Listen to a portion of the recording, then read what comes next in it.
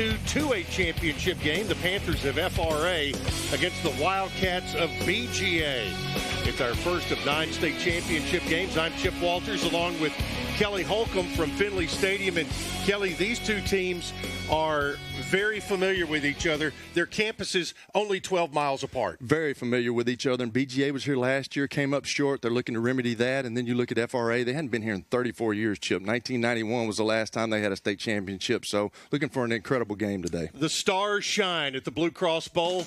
And for FRA on the left side, it's the Big O, Omari Sanders. Imposing young man, can take it from anywhere on the field, plays both offense and defense, MVP of the year, 6'4", 215, top 50 in the country in his class. And then you look at Caden Marable, man, 65 touchdowns, Chip, all together. That's kind of unheard of. Over 4,000 yards. He's impressive. Absolutely. And you have the stars, then you have the schemes. Every team has keys to what it's going to take for them to win. And our keys to the game are brought to you by the Tennessee Highway Safety Office. Yeah, and if you're Franklin Road Academy, you want to muddy up the game. You got to possess the football, keep BJ's offense on the sideline, and then when they do get on the field, you can't give them any explosive plays. They thrive on that. And then Battleground Academy, Coach Bentley talked about protecting their quarterback. They know they're going to pressure. They've got to let him do what he does, and then they need to run in certain sets because he thinks that they have to run just a little bit to win the game today. All right, the first of 9 state championship games getting ready to go. It's BGA and FRA, the First Bank coin toss, coming up next here on the NFHS Network.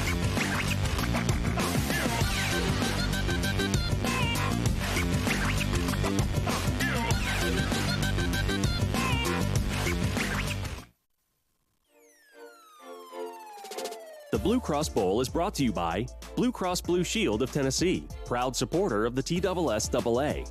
The Tennessee Highway Safety Office. Designate before you celebrate because fans don't let fans drive drunk. And by First Bank, helping people build a better future. First Bank is proud to be the official bank of the TSSAA.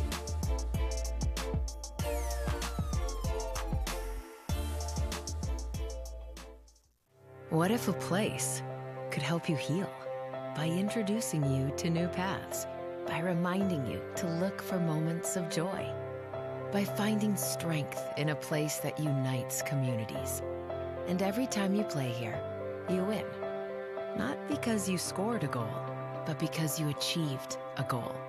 With 500,000 visitors and counting, find a park near you at BlueCrossHealthyPlaces.com.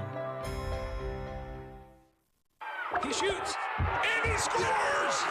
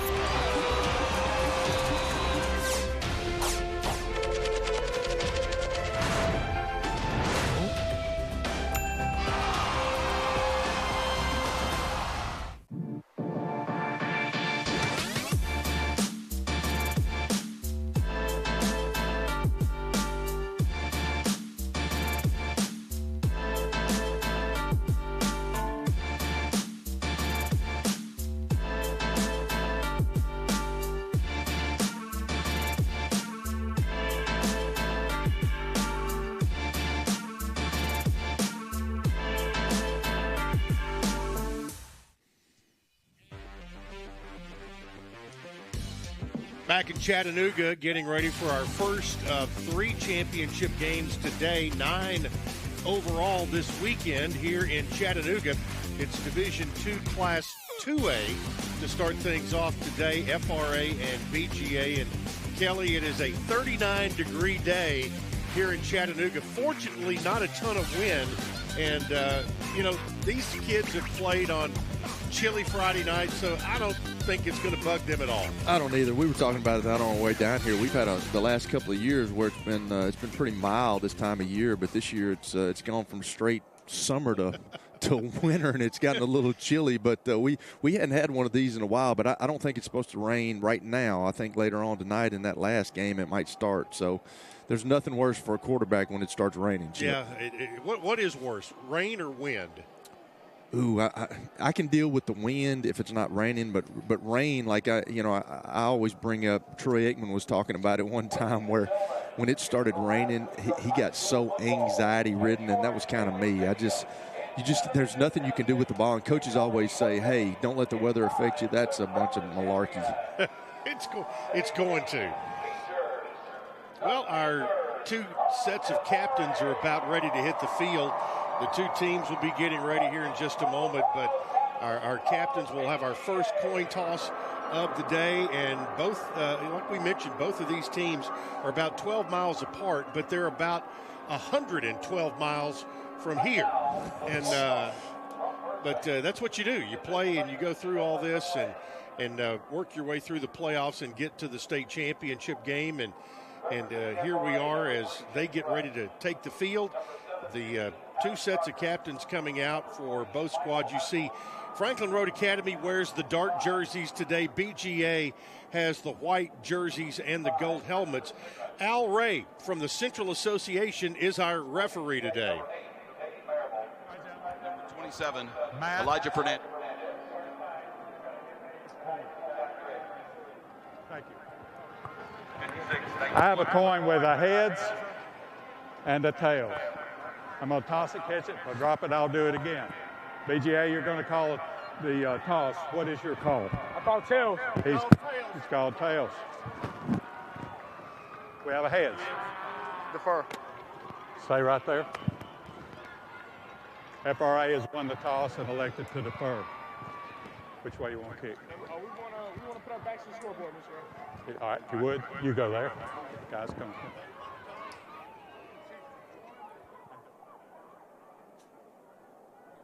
All right, there's the coin toss. FRA has won it, and they have deferred, and so that means that BGA is going to have – no, FRA is going to have the ball first. No, they deferred. No, they deferred, yes. The players have it right. The officials have this messed up. Oh, yeah, absolutely. So it's going to be BGA's ball. They'll have it to start the game. Now let's go down to the field. So happy to have our partner on the sidelines, Jill Jelnick. How are you, Jill? Good morning, guys. BGA Wildcats back in the state title game for the second straight year. And the only thing standing between them and that gold ball trophy is the one team that defeated them earlier this season. FRA came from behind, scored 21 unanswered points in that game back in September. And head coach Bobby Bentley told me they kicked themselves in the foot, made too many mistakes, had too many penalties on both sides of the ball, and they can't do that again today. As for FRA, the Panthers in the state title game for the first time in 34 years. Head coach Justin Geisinger telling me this is the biggest game our players have ever been a part of, but his message was simple. Don't let the moment get too big. Play your best football one last time, and don't forget to enjoy the moment. Guys. All right, Jill, you enjoy the moment on the sidelines. We'll enjoy it from here. And for the final time this season, there are the FRA Panthers taking the field out of Nashville. Wearing, again, they're the home team today with the dark jerseys. BGA already on the field and just awaiting the special teams of both squads to come out. What are the final jitters going through these guys? I'm sure the coaches have, you're playing it in their minds, 10 o'clock in the morning back in the Central Time Zone, 11 a.m. here.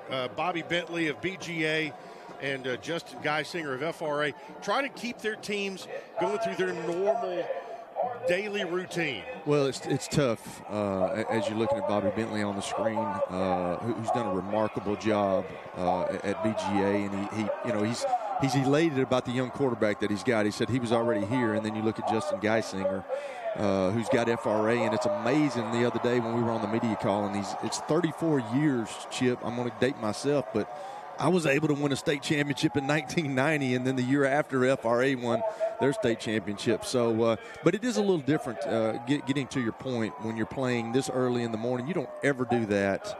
You always play at nighttime in high school football. That's why they call it Friday Night Lights. So it is a little bit different, and as a coaching staff, talking to your players, you got to emphasize that and just say, hey, it's part of it. We've got to go out and we've got to do what we got to do to win this game. Jesse Duncan will kick off for FRA. Max Curry will be deep for BGA. And everybody ready to go. Fans are ready. Both sides of the field. And Kelly and I and Jill ready to bring you this first of 9 state championship games. toe meets leather, and the Blue Cross Bowl is underway. And it'll be taken by an up man.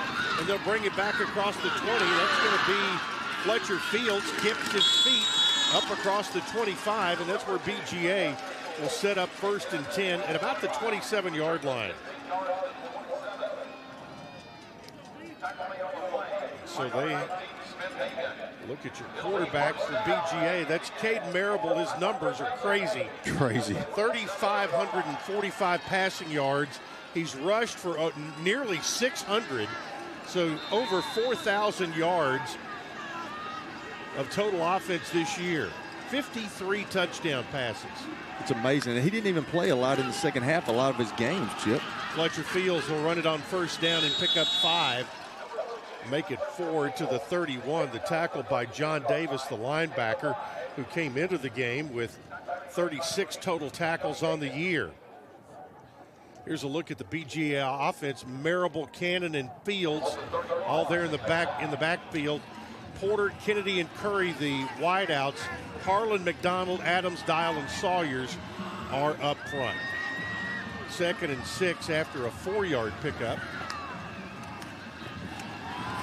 They'll throw it, and it incomplete. Got knocked down at the line of scrimmage, and that's what you do if you can't. You get your hands up and knocking the ball away. Quadir Fletcher, the linebacker. The Panther defense up front has Neal, Hanold, and Sigmund. The linebackers, Hagan, Henthorn, Fletcher, and Davis.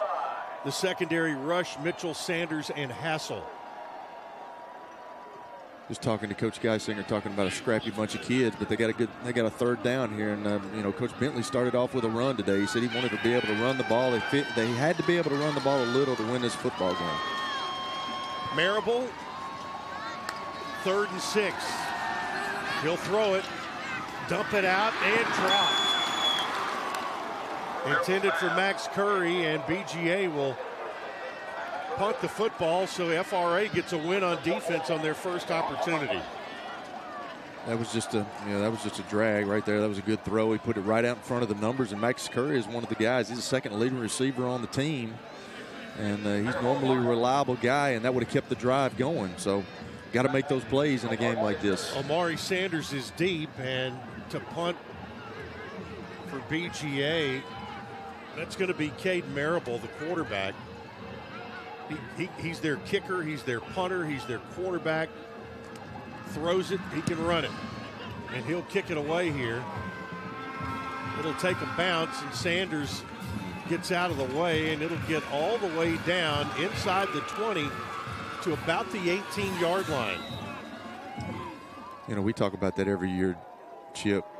There's so many missed, that's a first down. Yards. Yeah, that's 15 yards. So that's a 1st down and a half that he just let go when he let the ball hit the ground. Just come up and fair catch the ball. But you see a lot of young high school kids, and even in college sometimes, they don't want to come up and get that. Just fair catch it and at least save those yards for your offense.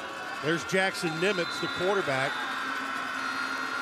Nimitz, 64% passer. He's thrown for 24 touchdowns, only 2 interceptions all year.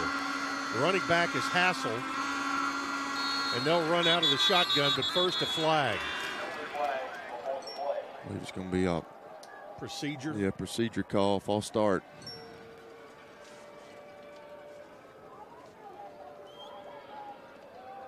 Quadir Fletcher also in the backfield. By the snap, false start. Number 52 on the offense. 5-yard penalty, still 1st down. Justin Geisinger's FRA offense on their first opportunity. Have a 1st and 15. And it's backed up to the 13-yard line.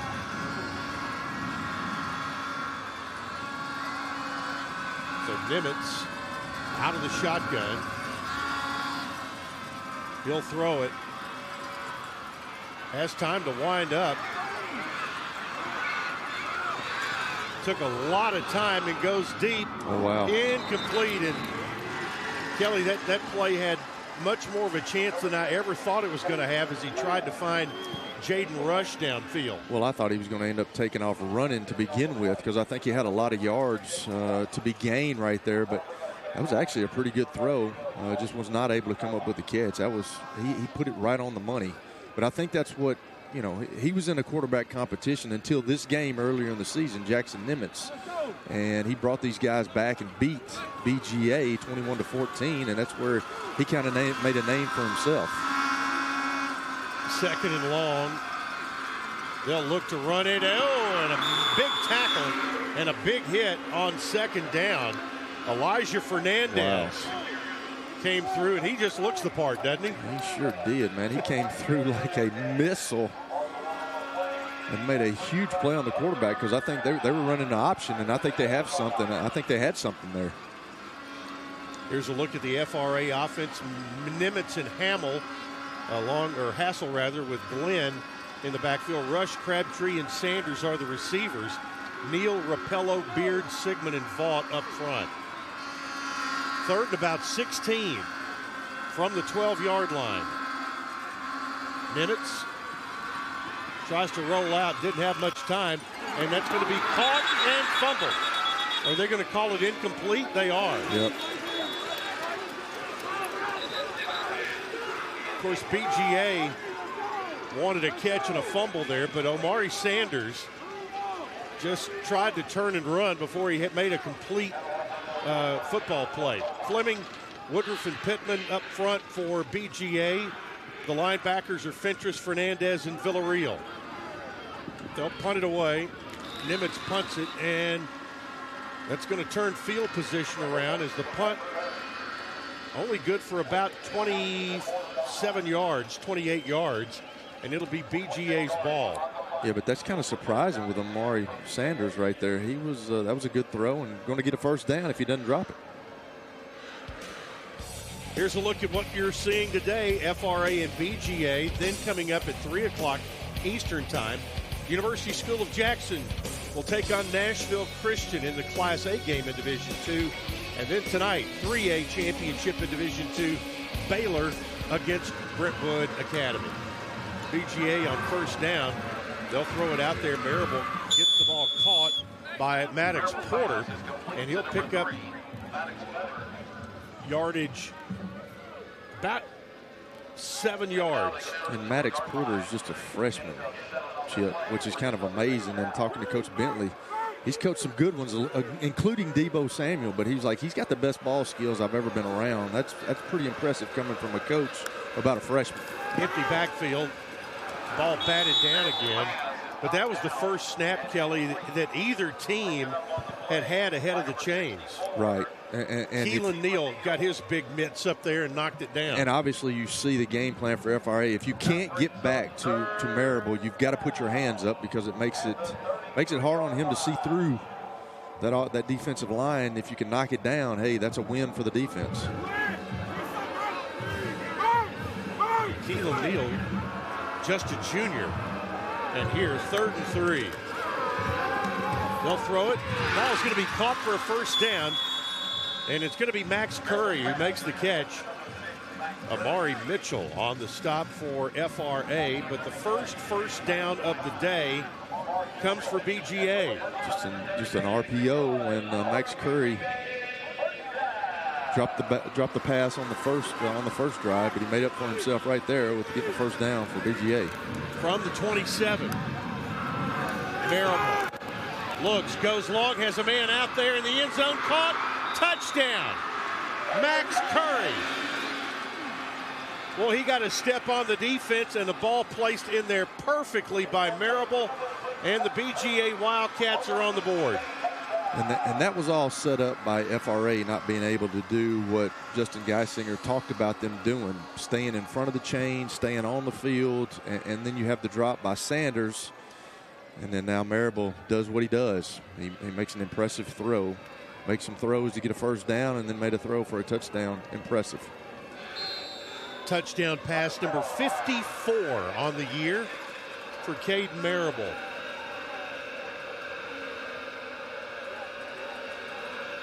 Sims Har on for the point, and it is up.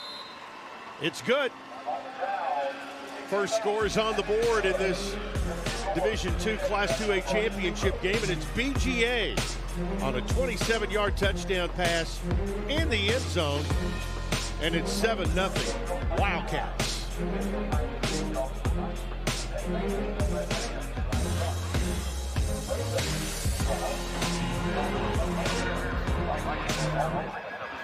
Media timeout. Don't just happen under Friday night lights. They happen by Saturday night candlelight. At First Light. Or when keeping the lights on late. They happen any time that makes their eyes light up. Because it's your wins that make our communities shine. See community banking in a different light.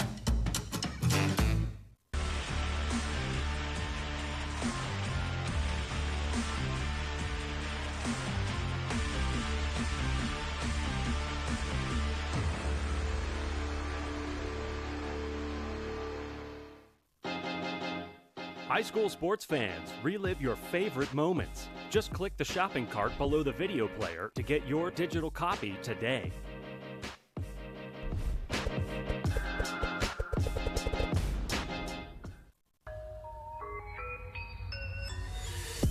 This is heart. This is pride. This is community. This is high school football. Our number one priority is protecting our players. That's why we're writing new rules for the sport and developing innovative educational tools that protect our athletes. This is player protection. This is high school football.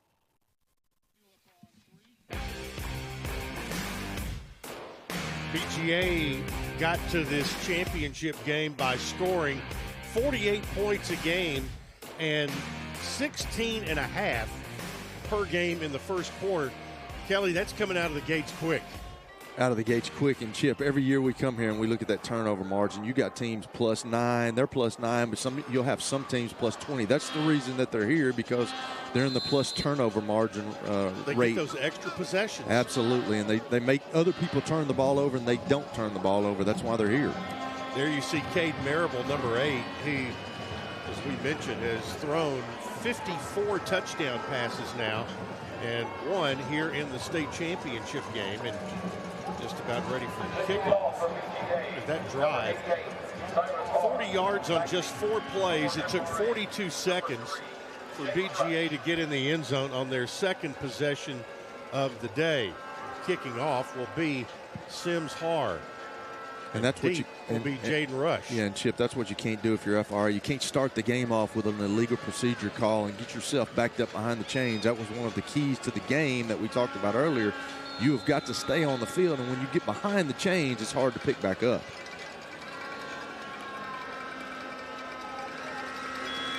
We've had 3 possessions already. They've been quick, and a little pooch kick, and it's taken at the 36-yard line, and that's where FRA will take it. A little bit of a sky kick, and Taylor Olson was the one who was able to take it. So they'll start at the 37 with 8:56 to play here in quarter number 1. Chip, you know what one of the great things is that we talk about all the time? You can see their numbers. That's correct. They've got on both sides of the ball. They've got the good numbers. Awesome. They understand contrast. That's correct. it is the older we get, the more important that is. Very much so. Nimitz with Hassel in the backfield. Play fake. Boy, and a little inside screen. Just not there, and BGA really came upfield. Justice Pittman put the pressure on. He comes from good bloodlines, Kelly, that you know of. Absolutely, he sure does. His dad, Jack, is an assistant coach on this BGA team. Former Blue Raider. Yes. He had that. He had that play though. I mean, Pittman got pressure. Yeah, he got pressure really quick, but you still got to make a play if you're Nimitz. You can't throw it behind your receiver. Kind of went a little Patrick Mahomes with the sidearm action. They'll run it and get pretty good yardage on first down. Second down rather. Got 5 as Quadir Fletcher on the run. Gets to the 42. It'll be 3rd and 5. These are big plays in the games for FRA to keep drives going. When you get to 3rd, and this is at least a little manageable other than the one they had in the first drive, but you've got to keep drives going, which we've alluded to a couple of times already in the broadcast, in order to keep BGA's offense off the field.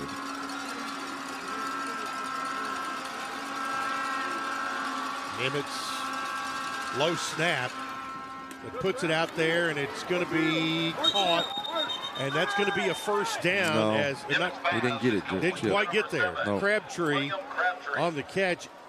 Evan Kellum, the sophomore, did a really nice job of not letting him get upfield after he made the catch. Yeah, and this is a big decision right here with Justin Geisinger. What's he going to do? And it looks like he's keeping his offense on the field. This is on his side of the field. 4th and 1 at the 46. He needs the 47. Quarterback run. What do you think, Chip? Yeah, out of the shotgun. And a low snap again. You don't get it. Oh, he's not going to get it. Not going to get it. Nope. The operation of the play, Kelly, started off poorly. Justice Pittman and Manny Fentress blow it up, but you had a low snap to start with. Well, it was going to, and it hit the jet sweep man. Yeah, it's in the leg. That was almost disaster. Yeah, they brought Amari Fletcher in motion, and then the center snapped it. I don't know if it was the quarterback's problem or the center's problem that caused the problems, but you just can't have that. And now you're turning the ball over once again, giving BGA a short field who doesn't need a short field offensively. We just talked about how they can score, and they can score quickly, and their quarterback he's very accurate with the football, and you just can't give it to him on that side of the field. Kellum, the running back, play action, rolling out Marable. Downfield, he's got a man, and inside, that's going to be Kennedy, who made the catch. Sanders on the stop. Yeah, and I can see right now, just watching this play, they were trying to throw a shot down the field, and hey, Marable is everything Coach Bentley talked about. He's been around the game for a long time. Coached high school football, coached a lot of college, big-time football. Now he's back in high school, and he was like, he's a very savvy young man, and you can tell that. He doesn't panic when the play breaks down. He just makes a play. They're at the plus 34. Marable goes right, goes back left, wide open, down inside the 10 and nearly to the 5-yard line. Fletcher Fields on a big play. It'll be 1st and goal for BGA. Yeah, and they just brought the back out of the backfield is what it was. Just ran him on a wheel route. Going to sprint him out, fake it to him, then I don't know, man. They're hitting on all cylinders right now. They messed up on the first series, but it was only because of a drop pass. But right now they're clicking. 28 yards on that last play, and now Ethan Kellum lined up in the backfield as they've got it at the 5. BGA really putting the pressure on here early, trying to go up 2 scores. Marable throws, caught, touchdown, pitch and catch. Max Curry, that combination for the 2nd time today, finds pay dirt.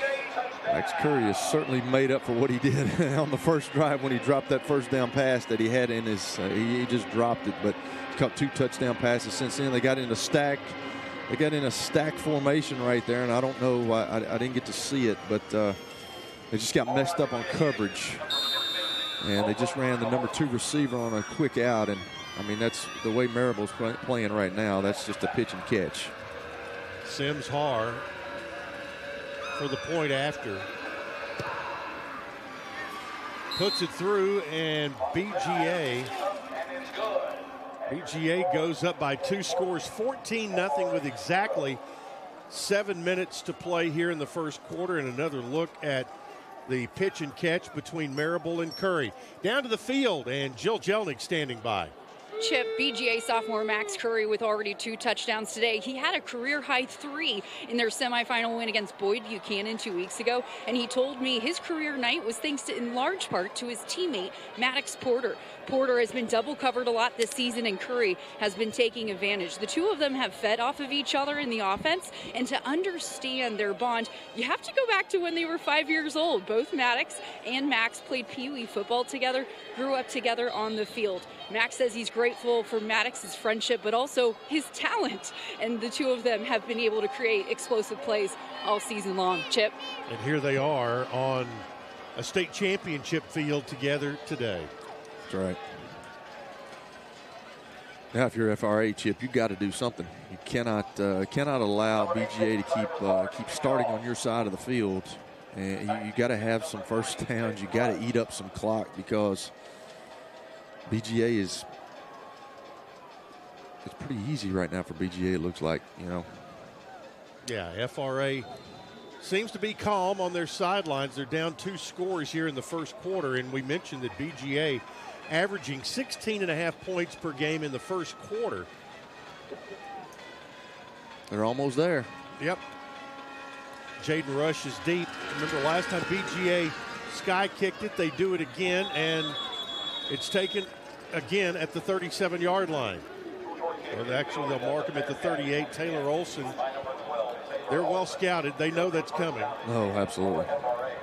And you got good field position. You get good field position if you're FRA right here. So take advantage of it. Yeah, they had it last time. Now let's see if they can do something else with it. Nimitz is just a sophomore, this FRA quarterback, at 5'8", 175.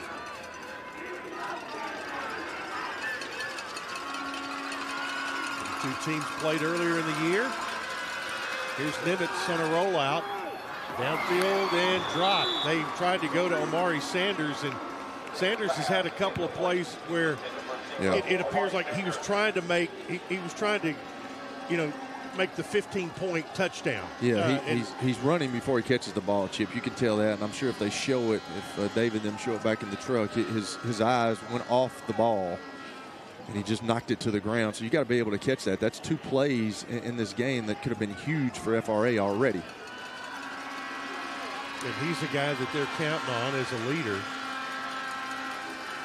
2nd and 10. Nimitz with a little play action. And knocked down. Incomplete, so puts him in a 3rd and 10 position. There they tried to go to Hassel. And he's one of the guys that you want to get the ball to, Michael Hassel. That's Coach Geisinger talked about what kind of a playmaker he was, and he was the athlete of the year. But he's one of the guys that is a playmaker for this Franklin Road Academy football team, but you got to be able to get him the ball. Yeah, Hassel has ran for over 1,000 yards this year, and combined run pass has scored 17 touchdowns. Some orbit motion there. Boy, pressure on Nimitz, and he gets it away, and it's incomplete. Boy, he was lucky to get rid of it. Manny Fentress was all over Jackson Nimitz, and the young man had to show some poise there. There's a flag. And Fentress was back there, and Pittman's, he's starting to get real comfortable in the backfield. He's been back there every time, so. Holding. Number 30 on the offense. The penalty is declined. A 4th down.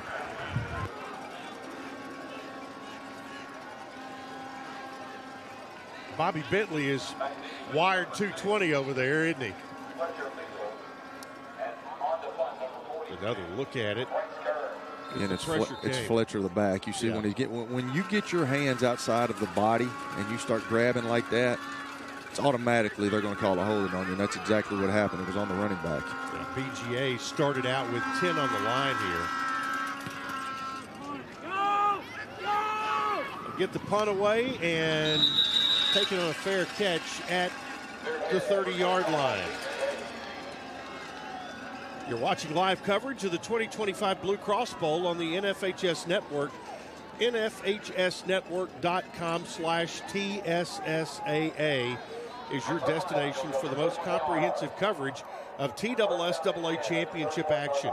From live games to full game replays to highlights, it's all there at the NFHSnetwork.com/TSSAA.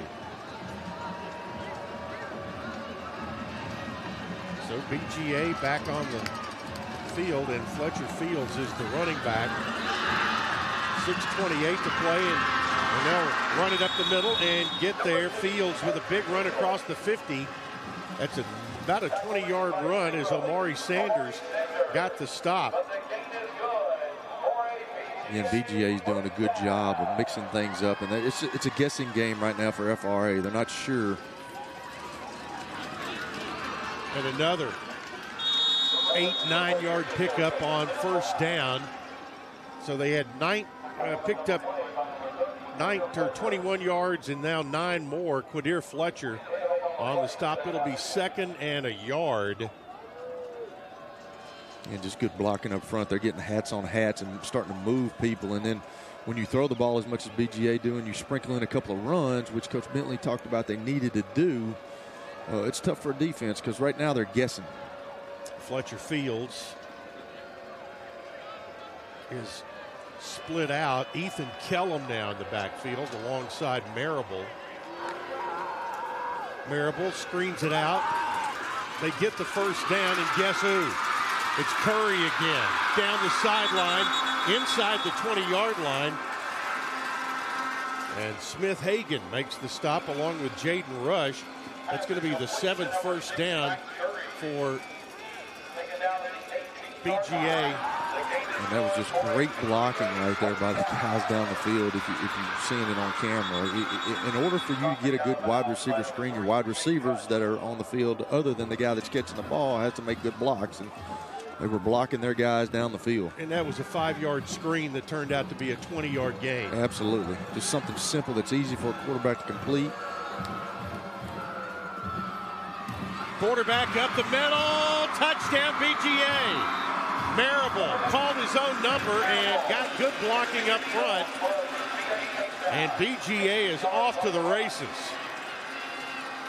Yeah, and he's thrown 2 touchdowns already and just ran for another one. So he came into the game with 65 touchdowns on the year. Now he has 68, which is, every year you come to this, we come down here, Chip, and there's something that you never see, and then 65 touchdowns coming in the game. Now he's got 68, over 4,000 yards of total offense. Just unbelievable.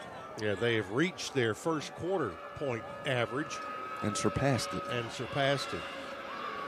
a nice quarterback draws. Marable really showed some speed. The extra point by Sims Har is up and good. And it's been a nightmarish start for FRA and a dream start for BGA. That's what you have to do, and some of the things that we talked about in the opener with keys to the game, it's happening for BGA. It's not happening for FRA. Their offense has not been able to stay on the field, and it's just like the last drive when you have an opportunity to make a play and you don't, and that's a negative deal on the offense, and you hadn't got anything positive yet on offense. It's just tough to overcome that, Chip. Well, full day today, but another full day tomorrow. And it'll start at 11 a.m. Eastern time as Gatlinburg-Pittman will take on Martin Westview. Then at 3 o'clock Eastern, Kelly and I will be back for South Pittsburgh and McKenzie. That is 2 teams who have dominated Class 1A over the last 5-7 years. And then 5A championship tomorrow night. The Smoky Bears of Sevier County take on the stalwart Page Patriots, who have seemed to made a home in the 5A championship game. But got to get over the schneid. They got to get over that.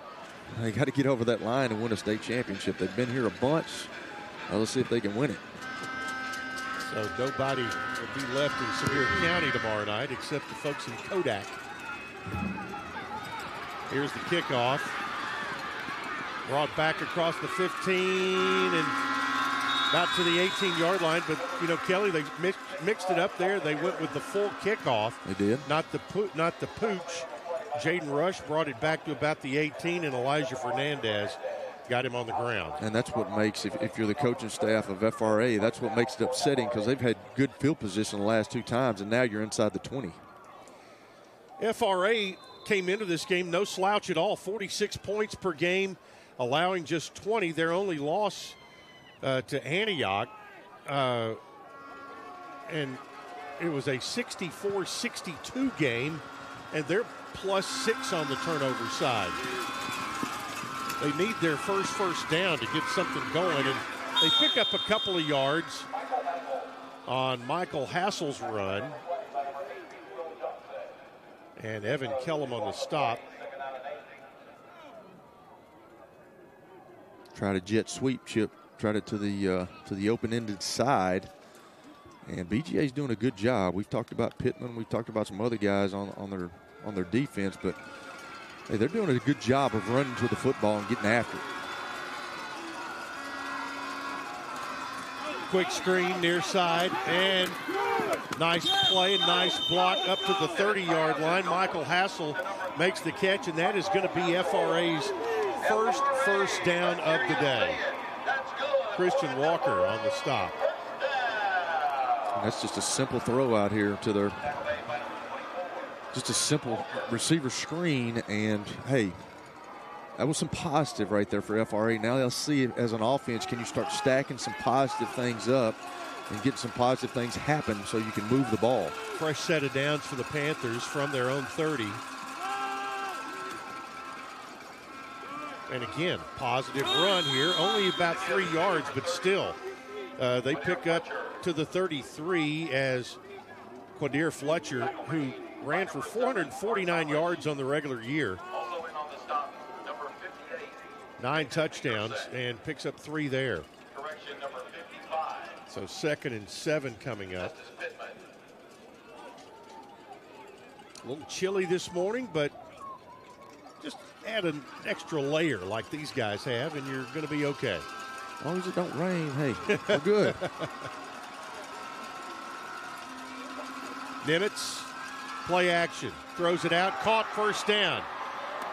Down the sideline, and a big play here. Still on his feet, still running, it's Rush, and out of bounds. But something that FRA desperately needed was an explosive play, and they get it down the sideline. That's right, and you can bet, just talking to Coach Geisinger, he talked about the team being tenacious. They're scrappy kids. They're not going to give up, I promise you that. And that was a good throw, and that was a good play by Rush. Needs to hold on to the ball a little bit better. I'm sure Coach would get him after that, but good play. That's a 47-yard gain. They've got it at the 19. Double pass, and they get it back to Nimitz. Here he goes inside the 10. And Nimitz is then tackled, but he picks up 9. I like that. Doing something a little different, a little trickery. Looked like it was going to be a double pass to wide receiver down here, and I think BGA thought that as well, but I thought they did a really good job defensively of getting back to Nimitz. That was kind of a double pass in a phone booth. If any of the kids today know what a phone booth is. That is a good question, Chip. I don't know if they do. I promise you they don't know what a phone book is. Or a dial-up phone. That's right. 2nd down at the 10. Quick toss and off the knees of the intended receiver. They had it. He sure did. It was to Fletcher. It was to Fletcher, and he had him. He just got to make a better throw. He threw it too low. But on 3rd and 1, that's a great down and distance to take a shot. I totally agree. I mean, take a shot, try to get something cheap. They had it. If he just gets the ball up, but now it's 3rd and 1. See if they can keep going with his drive.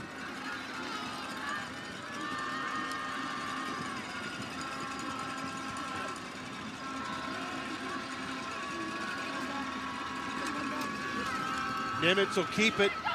He'll go. Touchdown, FRA. Number 2, Jackson Nimitz. Little option there for Nimitz, and did a nice job and got in the spin cycle at about the 5-yard line and gets the first touchdown for the Panthers. Yeah, that was a good drive. That was a good play. Nimitz is he's a good runner. I mean, he's an elusive young guy. He's not very big, but he can throw the ball and he can run the ball as well. He just he faked it to the running back and took it around the edge and was able to break a couple of tackles and get into the end zone, which is a much-needed score for FRA. Jesse Duncan on for the point after. And right into your living room and right through the middle. 21-7 now. And talk a little bit about FRA and their composure right there, down 21-0, and then putting together an 82-yard drive. Well, they've been here before, Chip. As you look at the touchdown run, that was just a great individual effort by Nimitz. But they've been here before, even in this game earlier in the year. Now it's obviously 21 points instead of 14 from what they came back earlier in the year. But hey, they've had a lot of tough games, and now they've got a lot of young guys. That's another thing that Coach Geisinger talked about. He said they don't have many seniors. I think they've got 7, but they've got a lot of young guys that are playing. They're having to play a couple of freshmen, but he talked about just how scrappy they were, and I can promise you this, these guys are not going to give up, and they're not going to quit. They're playing a really good team in BGA, but that was something that they needed. Go down to the field now. Jill Jelnick standing by and has some info on William Crabtree. Guys, speaking of that scrappiness, we just saw that touchdown run from Jackson Nimitz, and every time you talk to head coach Justin Geisinger about his quarterback, his face lights up right away. Coach Geis extremely proud of Nimitz, especially from that quarterback battle early on in the season. He beat out Hudson Holman for the starting QB job, and even though he's more of an undersized quarterback, he plays with that tenacity every time he steps on the field, and Coach Geis is just extremely proud of how far his starting QB has come and has led them to this day. All right, there you see Geisinger on the sideline, and just a sophomore, and with a lot of poise and moxie, and everybody on that FRA sideline a little more pep in their step. Max Curry. Oh. Well, I think it's going to be down right there. It is he at the touched 5. it. Yep, he touched did. it. Absolutely. He thought he was going to let it go out of bounds, but he touched the ball, and BGA is going to have it at the 5-yard line. Yep, that's tough when that ball's going end over end and you're not sure whether you need to go catch it or you let it drop. When it hits the ground, I remember Sam Weiss, rest his soul, but he called it that oblong spherical. You never know where it's going to go, and that's, yep. That's just one of those tough things where you have to, you got to make a decision on. And Bobby Bentley's ball club, first round of the playoffs, beat Notre Dame, came back, beat Grace, and then knocked out Boyd Buchanan 49-3 in an emphatic statement. And here they are leading 21-7 in the state championship game. Fletcher Fields, the running back, and then a backwards pass.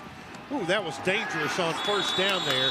And a tackle for loss as Fields makes the catch, but a great play by Mello Armstrong. That was a really good play. He recognized what was coming. They tried to block him, but he got around it, and, man, he lost 2 yards. So now they're inside the 5-yard line. After FRA, you got to keep them down here.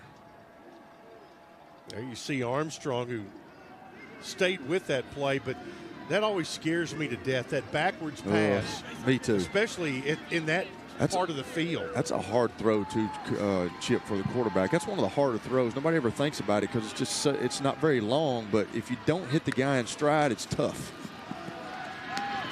Play action, and they're going to be just short of the first down as they hit Porter on a slant. Omari Sanders with a sure tackle. But it'll be 3rd and short now, 3rd and short at the 14. Porter does a good job of sticking that ball into his running back's stomach and making those linebackers just stay there for a second for those RPO, those run pass options, and threw the ball a little behind his receiver, but he made a great catch. Give him 3rd and short. Yeah, 3rd and 1 now after an 11-yard gain. You got to get it across the 15. They'll flip receivers to the right. A lot of power on the short side. I think they moved. Is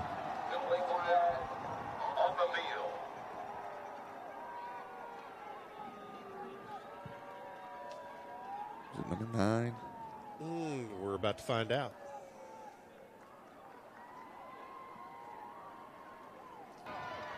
Prior to the snap, false start. Number 9 on the offense. Yep. 5-yard penalty, still 3rd down. So that'll put the ball back at the 9-yard line, and it'll be 3rd and 6. There you can see. See him on the right side. Just get a little anxious right there, and now you got behind the chains. Now Kellum, the running back. There goes Curry in motion. And here's Marable.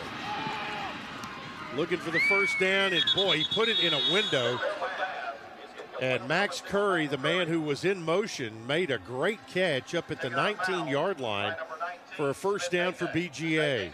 Yes, he did, and just composure by the quarterback, just weighing his options. He's able to just sit back there in the pocket, and we talked about that coming into the game with one of the keys to the game is being able to protect him, and they're doing a really good job. There's nobody around him, Chip. That's their 8th first down of the day here in the first quarter. It could be the last play of the quarter as they throw and catch and complete to Cates Kennedy. Michael Hassel on the stop. And that is going to be the end of quarter number 1. And it was all BGA early, but FRA put together a touchdown drive to make your score 21-7 at the end of one quarter here from Chattanooga. We'll take a break and come back to Finley Stadium. Quarter number 2 of Division II Class 2A coming up next here on the NFHS Network.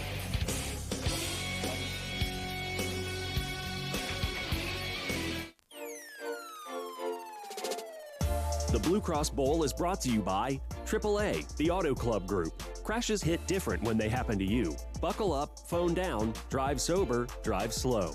And by Food City, the official tailgating headquarters of high school sports fans all across Tennessee.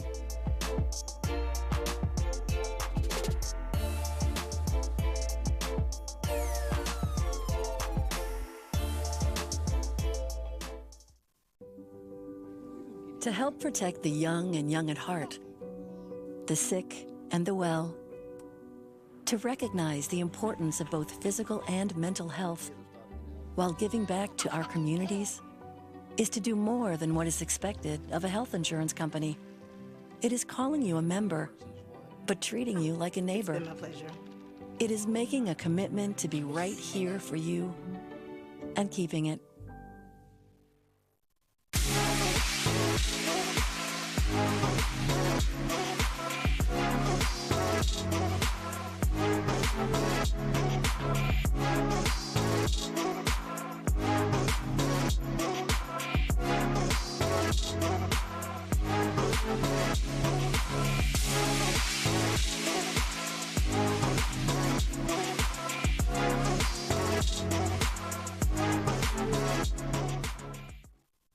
Are you an enthusiastic sports fan?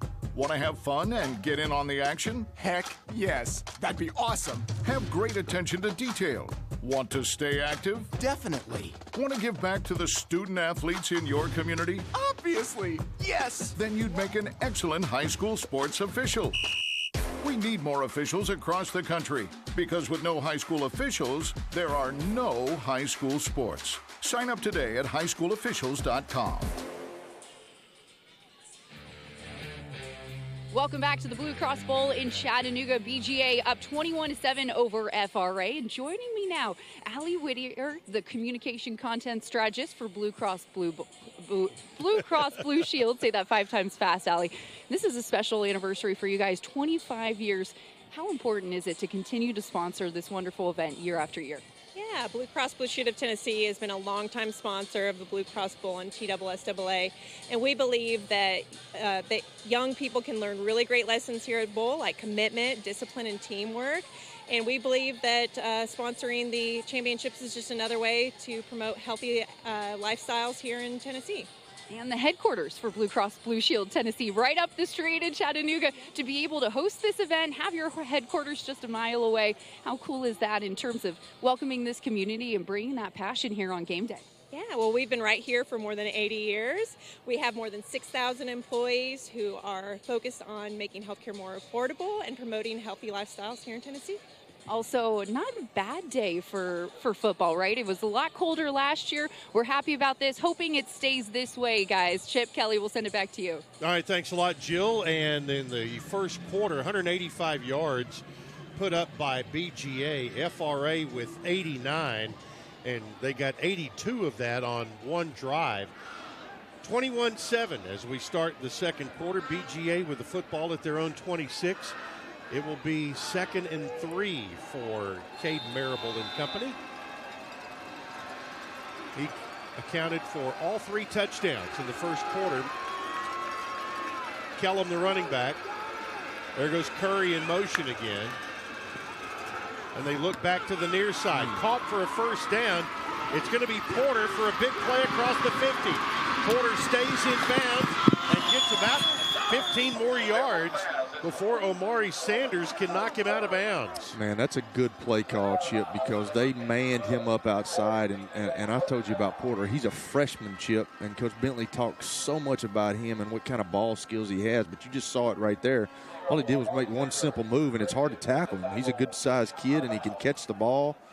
And when you put him out there one-on-one against somebody, that's scary for a coaching staff. 46-yard play at the 28-yard line, and injury on the sideline for FRA. But here on first down, they'll get it up to Curry. Curry 20, Curry 10. Taken down there after another first down. And right there, the receivers won on that wide receiver screen. A couple of plays in the first quarter when they were down there. One of the DBs for FRA won, and he was able to make the play. But right there, when you get that blocking by the receivers as you see on the field, and you get a hat on a hat, and it's hard to stop. Right now, BGA averaging 12.2 yards every time they snap the football. That's winning football, Chip. That's hard to stop. They're at the 9, 1st and goal. Marable keeps it, gets outside, tried to get the pile on, did he? Touchdown. Touchdown. Touchdown BGA, and Marable has thrown for 2 and run for 2 here in the first half. Yeah, it looked like he was going to be stopped for a short gain, and then he was able to press it outside, and there was nobody there, and it was him and Omari Sanders, and he reached over the goal line. Superman right yeah, there, he sure did. That was a good individual effort by him to get into the end zone. So that's 4 touchdowns that he's accounted for. And Coach said he's a good runner, but he doesn't have to run. He's very accurate with the ball, and he's a system quarterback. But that called for a run right there, and he was able to get in.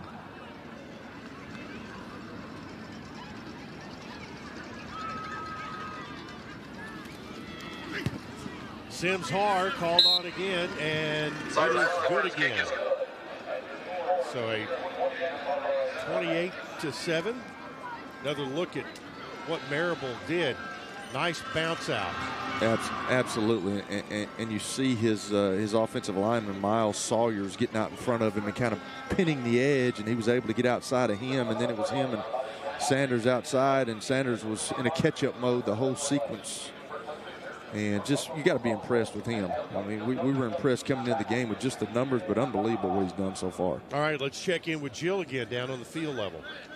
Chip Kelly, this first half, you can already see why PGA quarterback Caden Marable is a Mr. Football finalist. The numbers speak for themselves. Over 4,000 total yards and now 69 total touchdowns this season. I asked him, how does he continue to elevate his game each year? And he gives a lot of credit to his work in the offseason. Marable trains at QB Country in Nashville and works with quarterback coach Thomas Morris, and he's seen his accuracy and footwork improve in a short time. Marable also told me that he gained roughly 25 pounds this offseason, both from the weight room and his nutrition. He has at least 1 protein shake a day, and get this, guys, he has a lot of Chick-fil-A, and he says, hey, if it ain't broke, don't fix it.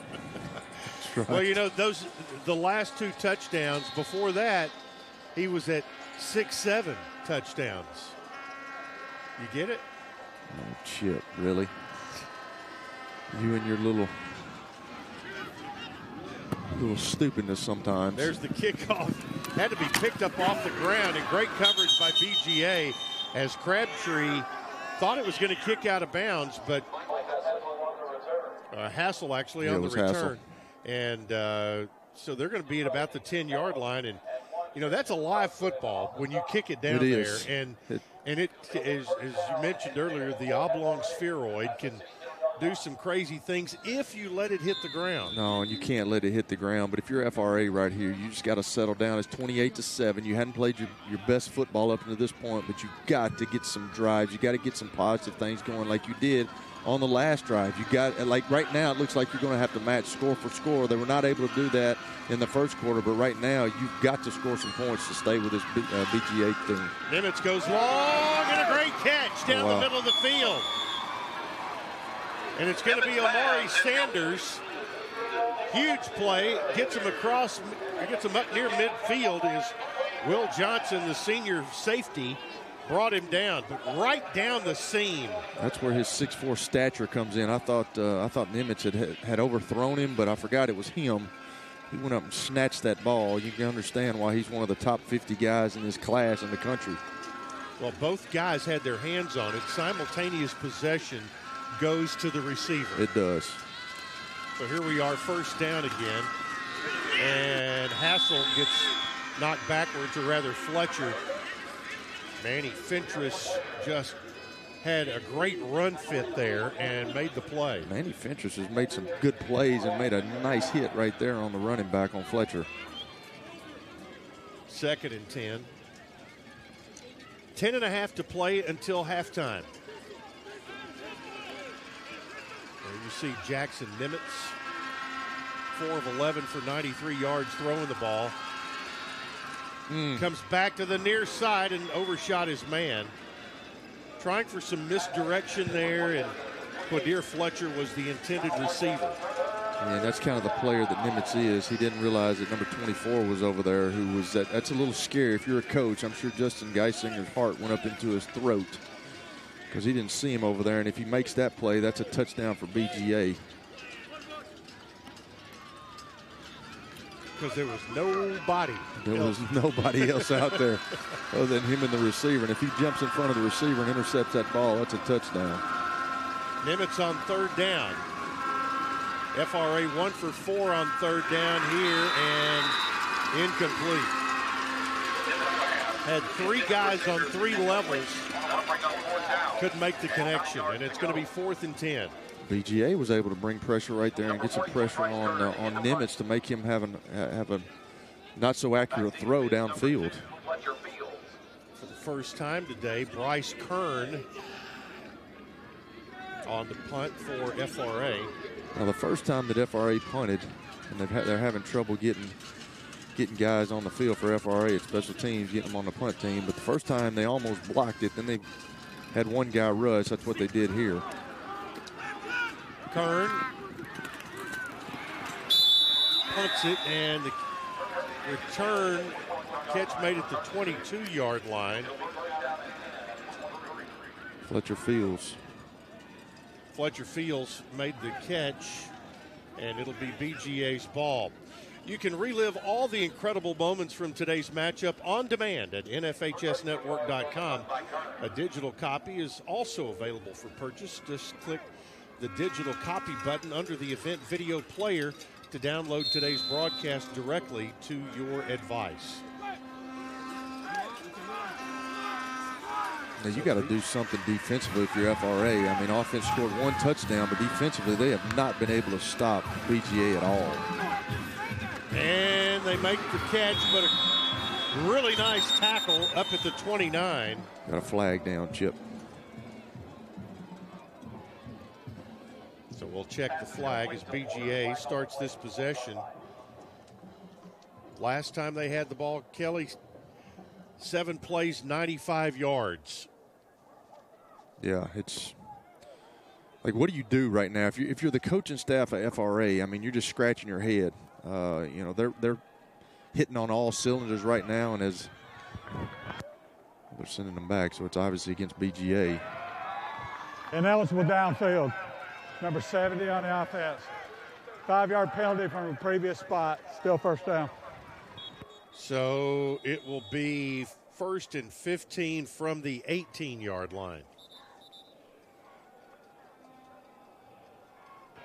And timeout, BGA. Timeout going to be taken, and we'll take it as well with 9:49 to play until halftime. 28-7 BGA. Back to chat after this. He shoots, and he scores!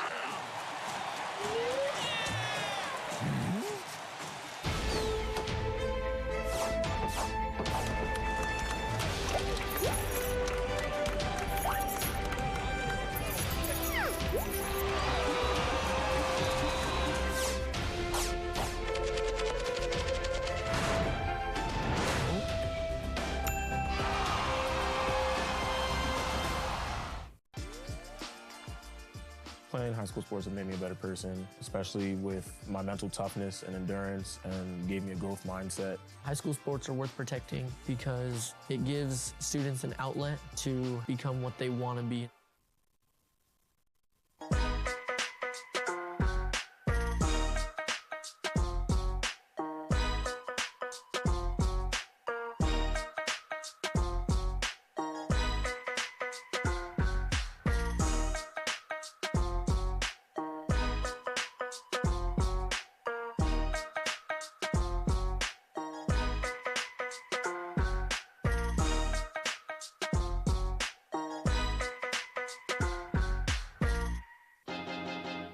High school sports fans, relive your favorite moments. Just click the shopping cart below the video player to get your digital copy today.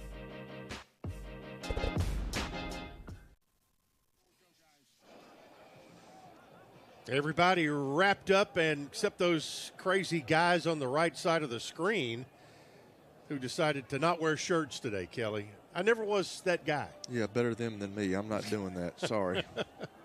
I'm not that. I'm crazy, but I'm not that crazy. And Justin Geisinger now trying to find some answers to the questions that are in his mind right now, trailing 28-7. Meanwhile, on the other side, Bobby Bentley, his team out to a great start, 28-7, as we're just about midway through the second quarter. And, yeah, thumbs up on the BGA sideline.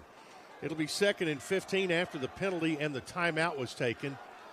And I think it's 1st and 15. Yeah, right. Yeah. 1st and 15. And Fields, the running back.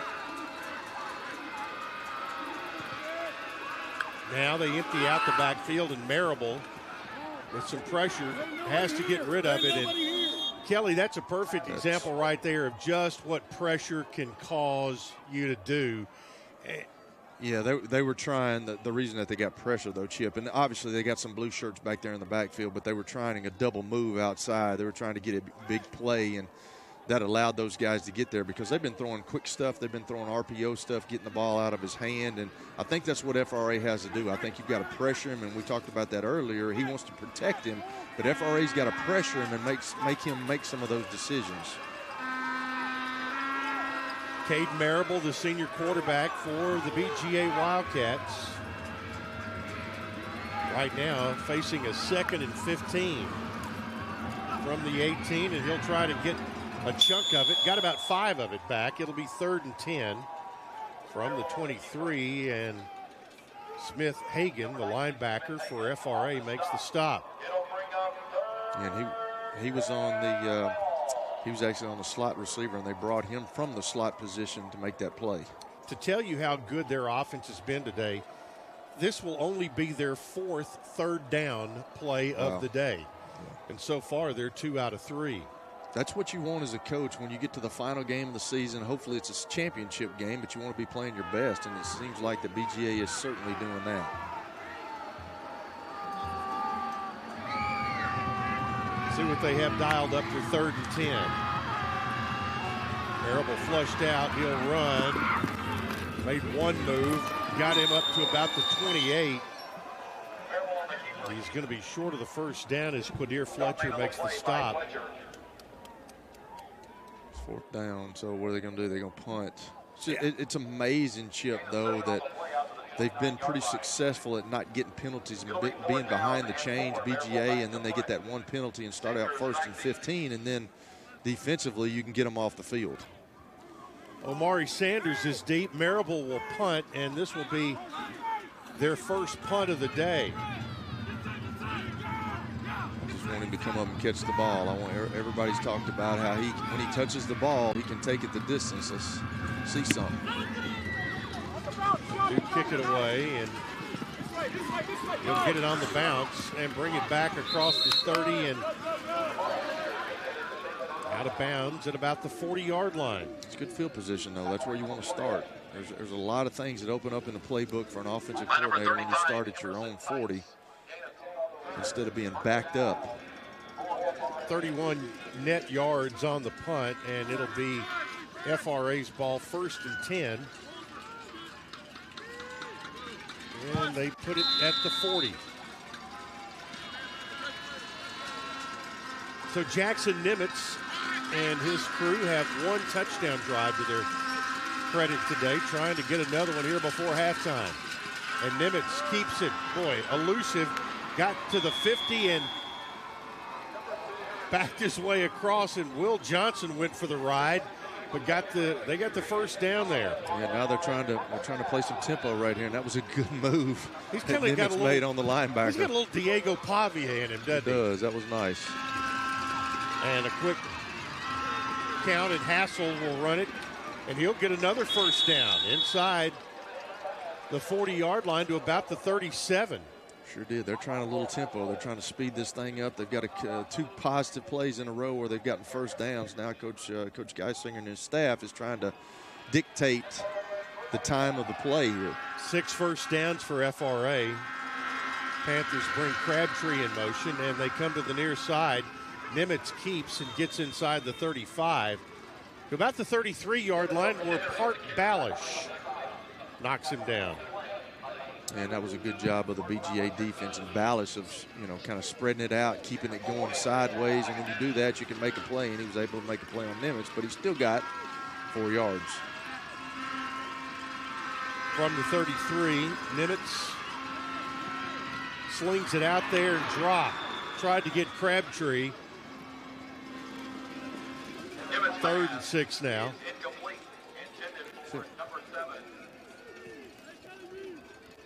See, that's a thing right there, Chip. When you get into this game, you got to make plays. He put it right there on his numbers. You got to be able to make those plays and keep chains moving, keep the drive going, and they've just been unable to do that. FRA 1 for 5 on 3rd downs today. And young Jackson Nimitz trying to convert here.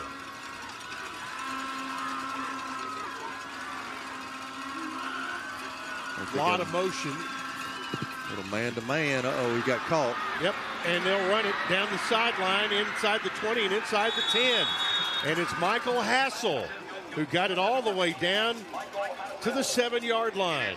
BGA went man-to-man, then he got caught up in the wash, and he was not able to cover his guy. That's hard when you got a guy coming out of the backfield like that, and Christian Thompson was the one responsible for him, and he got caught up in between some guys and was not able to keep up with him. That was a good play and a good play call by FRA. Back in the red zone for the 2nd time today.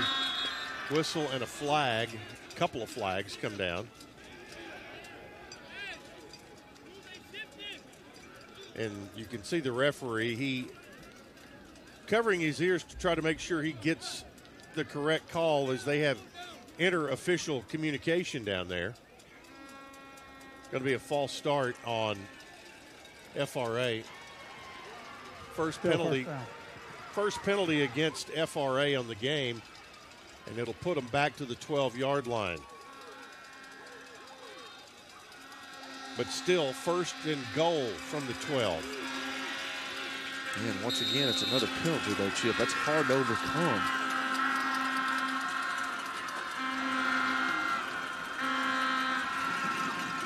Nimitz throws it back, inside screen. They got a touchdown. Good call right there. Jaden Rush. Boy, great call and great downfield blocking. Yeah, it was. They faked it to the right, kind of got the BGA defense going that way, and then came back to the left with a screen, and they had blockers in front of him, and that was a good play call by FRA. And look at Nimitz can sling it around pretty good. He can. He's one of them. He's a scrappy guy, and he can run the ball. He can throw the ball with some accuracy. Jesse Duncan has the extra point blocked. And making the play for BGA, Elijah Fernandez.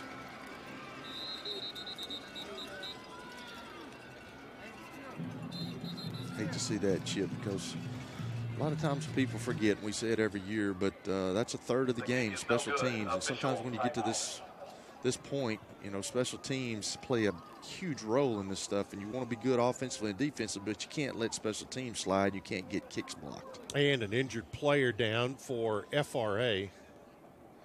Here's another look at it. Boy, look at him come across. Just timed it perfectly, and was it the kicker who's still down after the contact made by Fernandez? It is not. It's a lineman. Yeah, it's a lineman. Kyrie Vaught.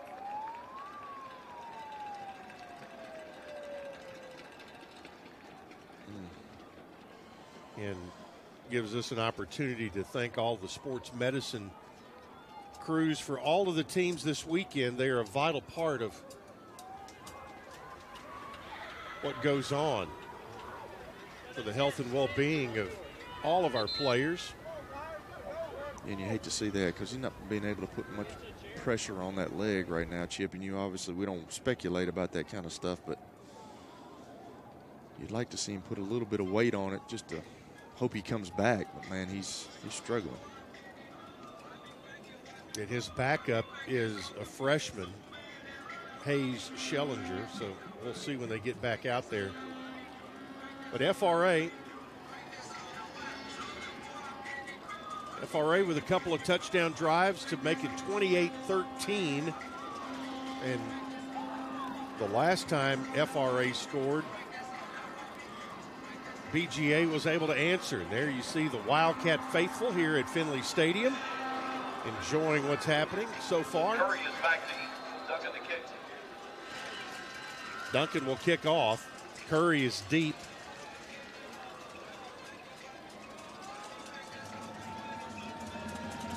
Jesse Duncan. That was only the third PAT that they had missed all year. And Curry brings it across the 35 up to the 37, maybe the 38-yard line, and that's where they'll start. Coming up at the half here in Chattanooga, interview with our school principals. And also we'll hear from one of our corporate partners, First Bank, as well as the Tennessee Highway Safety Office, and we'll have stats and highlights all coming up at the half. 6:30 until halftime. And BGA's offense back out there. See if FRA can follow up the success they had on the last drive defensively. BGA has already put up 270 yards of offense, and here goes Marable around the short side and runs it out of bounds, and Adam Crocker helped him. Still picked up about 6, Chip. Yep. They're gobbling up yardage. They're doing a really good job on first down of getting some yardage. That'll make it 2nd and 4. Marable himself, he has thrown for 197 yards and rushed for 44. And accounted for all four touchdowns. Ethan Kellum, the running back, as they play out of the shotgun. Play action. There he goes. Marable going deep. He's got that man. Curry, another touchdown. Max Curry, his 3rd of the day. That's what they were trying to do last drive, and he was able to. FRA was able to get some pressure on him, but that was just the old sucker play where they fake it to the wide receiver screen. They've ran the wide receiver screen a couple of times in this game and been pretty successful, but then they act like they're going to block, and then they take it up the sideline. That's exactly what happened. And when you got a guy that's as accurate as Marable, he's not going to miss that throw, and that was a perfect throw. And Max Curry, man, we talked about Porter coming in, but wow, Max Curry is looking really good. He scored 3 touchdowns. Yeah, and he found another gear there with some pursuit coming his way. But a 56-yard play for a touchdown, and again, BGA with an answer. That'll make it 34-13. And we'll have the point after coming. Prize snap, false start, number 72 and number 70 on the offense. 5-yard penalty and try. Fourth penalty of the day against BGA. But the drive just kind of video game numbers. 2 plays, 62 yards, and it took all of 18 seconds. Doesn't miss balls, Chip. That's what you, as a quarterback, and I love watching him play, and I talked to Coach Finley before the game, because nowadays you get guys running around. We have a play clock issue, so please turn the other play clock off. The back judge will keep timing. The thing that I love seeing is he's heady about the game. He understands the game. He's accurate with the football, and when guys are open, he doesn't miss them.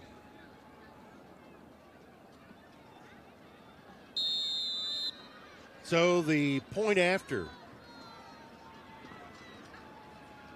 coming again. Sims Har. They'll line it up, and he'll punch it through. 6:12 remaining in the first half, and it is 35-13. And let's go down to the field, and Jill Jelnick. Chip, FRA offensive lineman Kyer Vaught, who just went down in the previous drive. I saw him walk on the sideline, try to shake off that injury. He does have a brace on his left knee. The trainers took a look at him on the desk here on the sideline. They rubbed his left knee. Then he got up, tried to walk it off, gave them a nod, yes, and looks like he's going to try to go back in the game. All right, we hope that is the case. Might have rubbed some tussin on it. That's what they used to always say back in the day, rub some tussin on it. That atomic bomb. That's right. Anything you can find on a day to warm it up like you can today. Okay, he's doing all right. He looks like he's doing all right. I was worried about that, but hey, back in the day, that's what they used to say. You'll be all right, rub some tussin on it. So 35-13, and BGA with 332 first half yards. Just unbelievable, Chip. Just clicking on all cylinders as a coach. That's what you want. You want your team playing well at this time of year. FRA has had a solid 187. Yeah, I mean, they've had a good first half. They've just had some key drops and some key errors to get them to that. So they'll bring back the kick. And they got a chance for a big play here. Joshua Wilson gets it and got him in good field position. And you never know what might be the spark, Kelly, and a nice return from Wilson right there. But right now you kind of got to keep up with BGA, and they, to begin the game, they were not able to keep up with BGA, and that's why the discrepancy in the score right now. And they've made the big errors. They've made the errors of dropping balls and having some penalties that's got them behind the chains, which we said earlier in the opener that's not what they can afford to do to win this game. They'll start from the 44-yard line. Nimitz and company.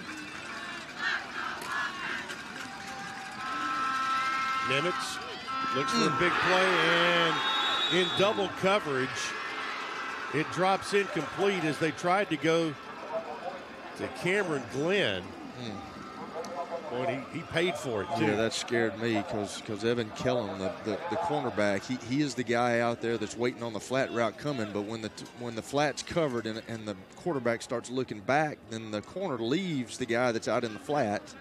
And I tell my son all the time, hey, sometimes that happens when the corner will fluff off and he'll try to make a play inside. Well, you can come back to the flat guy late when you're sprinting out like that, and that's kind of what happened. He started just eyeing who he was going to throw to, and it allowed the corner to get back into the play. Nimitz on second down now. Runs the option to the right side, Hassel. Hassel stayed on his feet, got the first down. Across midfield, that'll move the chains. It'll put him at the plus 41-yard line. Is there a flag down? There is. FRA is going to have a holding, I believe. Boy, it's going to erase a really nice run by Hassel. Yep. I think it's on 75, Vaught, the one that came out. Hold. 75 on the offense. That's a 10-yard penalty from the previous spot. Still second down. That is a killer right there, a drive killer. And look for 75 right here, right in the middle of your screen. Yeah, and he grabbed him right there. Right at the end. Yeah, which, man, the play is already out in front of him. Just let him go. But he doesn't understand that. When a guy, I've always said that on these broadcasts, when you're engaged with a guy and he pulls away real quick, it's just human nature to go ahead and grab, and that's exactly what he did. So that puts it back at the 34-yard line.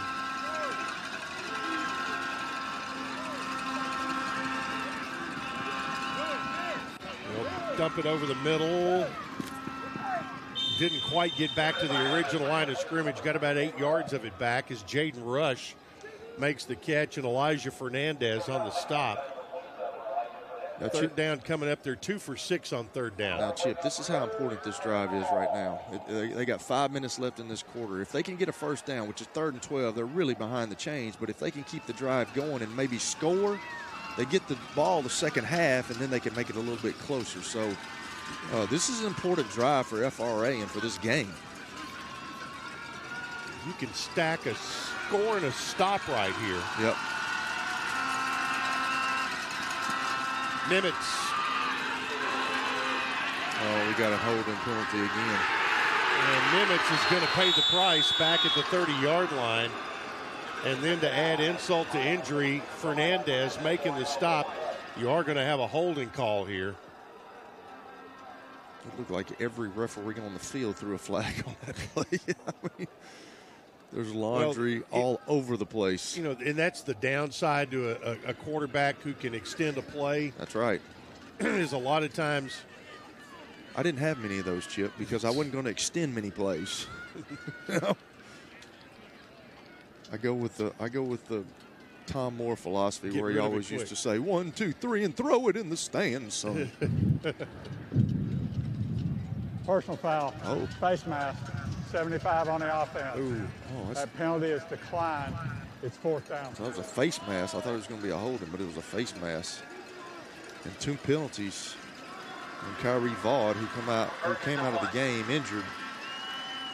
So they're going to. And sometimes that's what happens, Chip, when you get into this situation like that and you're not feeling 100%, and then you start having to, grab people and hold people just to stay in the game because you're injured. So that made it 4th and 22, and here's the punt. It'll be down inside the 35-yard line at the 34. See, now you look at it the other way, Chip. We said if FRA does not get behind the chains and they can keep the drive alive and maybe they go down and score and maybe get the ball back in the second half. Now, if you're BGA and you go down and score right here, kill shot, but it's close to being a kill shot, Chip. If you're 42-13 going into halftime, man, that's a pretty big margin you got to make up if you're FRA. First and 10 at the 34. So defensively, they got to figure out something. Do something different, bring some pressure, make him throw the ball, make him uncomfortable, do something. Kellum is the running back. And he'll take it on first down and get to the 35. And Keelan Neal makes the stop. It's a gain of 1, just 2nd and 9 now. And for Bobby Bentley, you're up right now by 22. You're up 3+ scores. And here you are late second quarter. You start to run a little clock. Well, you still want to be aggressive, but you obviously, here we go again. Speaking of aggressive, over the head of the intended receiver. And that is Maddox Porter, the freshman, who has caught 69 balls this year as a freshman. Yeah, as a freshman. In high school. And I told you what Coach Bentley thinks about him, but you want to be aggressive as a coaching staff, and you want to go after it, but obviously you don't want to give FRA any sense of hope where turning the ball over or getting in a bad situation and allowing them to get the ball back and then score again. So, and you know, if Marable throws Porter across the field, that's probably another touchdown. He threw him back up the field, and that's hard. It's hard for a wide receiver when you throw it over his shoulder and he's running a post to readjust to the ball.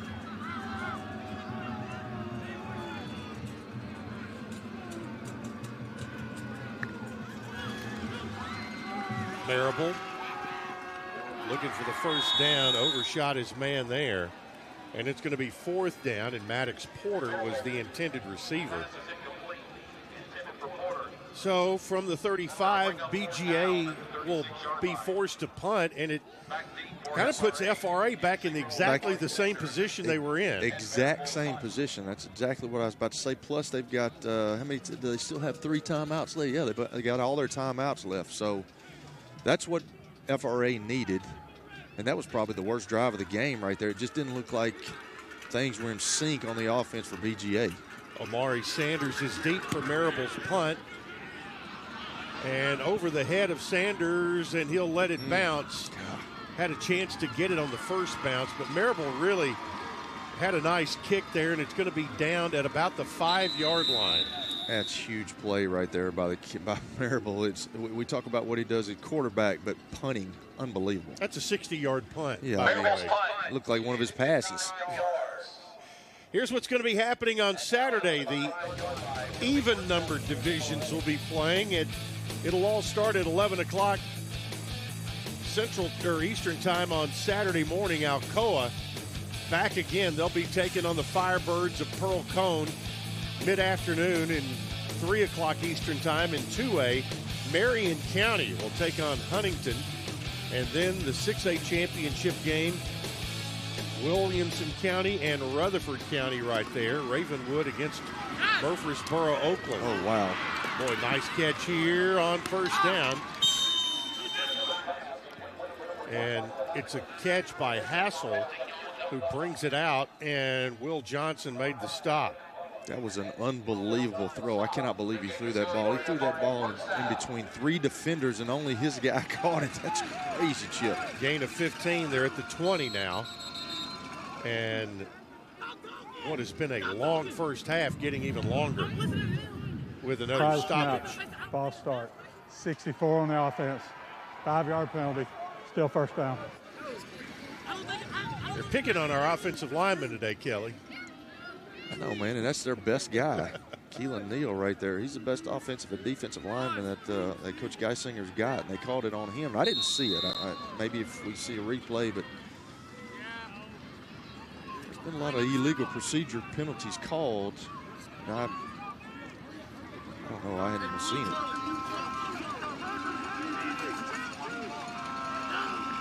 1st and 15 from the 15. Nimitz, backwards pass again, and it got blown up. Back at the 9-yard line. It was Sanders who made the catch, and Will Johnson was Johnny on the spot. I'm not sure about that play right there. You got to have somebody blocking it. Gracious. Lost 6 yards on the play. It's going to be 2nd and 21. And Nimitz trying to buy some time and overshot his man, nearly got it intercepted at about the 30. They were trying to get it to Jaden Rush. I'll tell you what, Chip, he got his hands on the ball, though. I was amazed at that. And now it's constantly, if you look on the TV, it's 3rd and 21. They've been behind the chains so much in this game, and you just can't live that way, especially when you're playing an outstanding offensive squad like BGA. You put in your offense, this is tough on your quarterback when he feels all the pressure that he's got to make a play, and you're in these long distance 3rd downs. I've been there, and it sucks.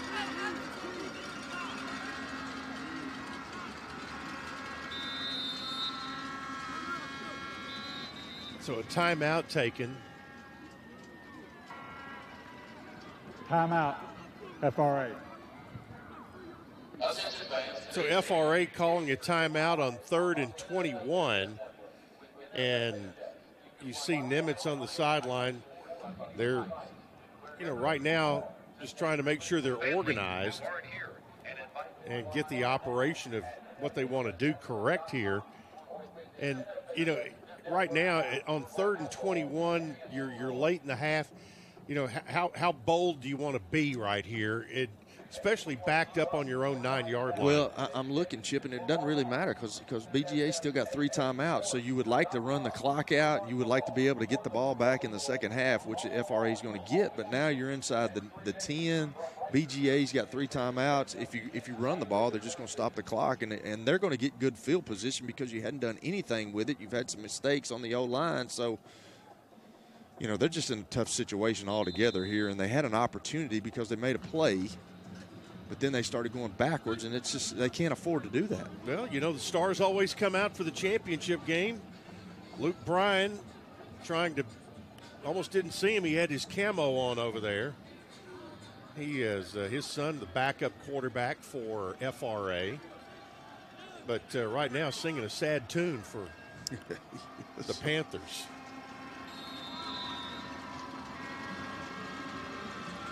So the FRA ball club back on the field with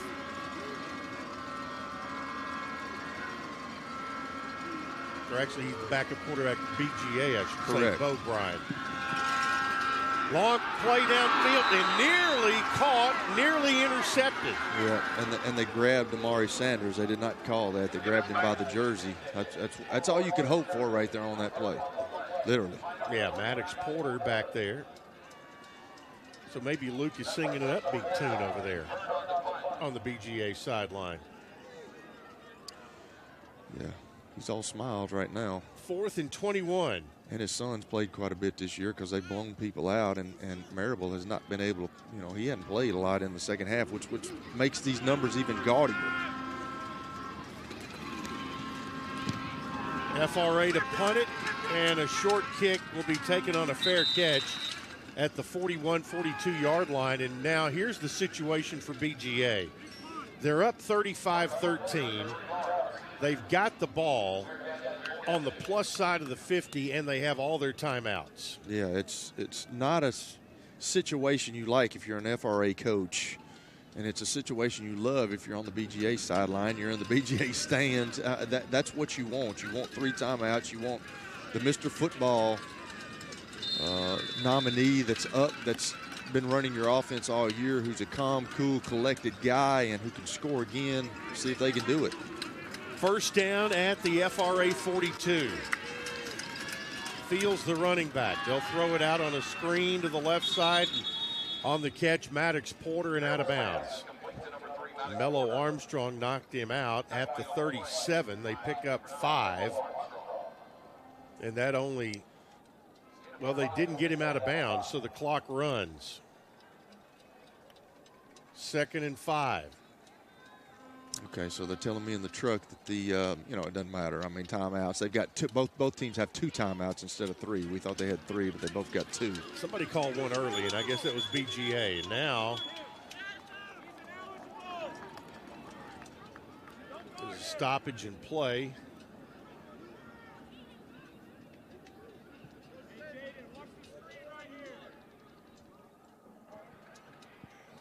Prior snap, encroachment. Defense.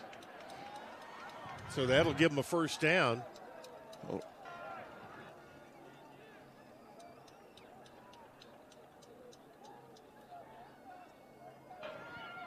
Correction. Prior to the snap, offense lined up in a neutral zone. There you go. 5-yard penalty. Still 2nd down. So that'll put them back to the 42. Right back where they started, but now 1:05 on the clock. And again, this has been an hour and a half first half of play. A lot of clock stoppages.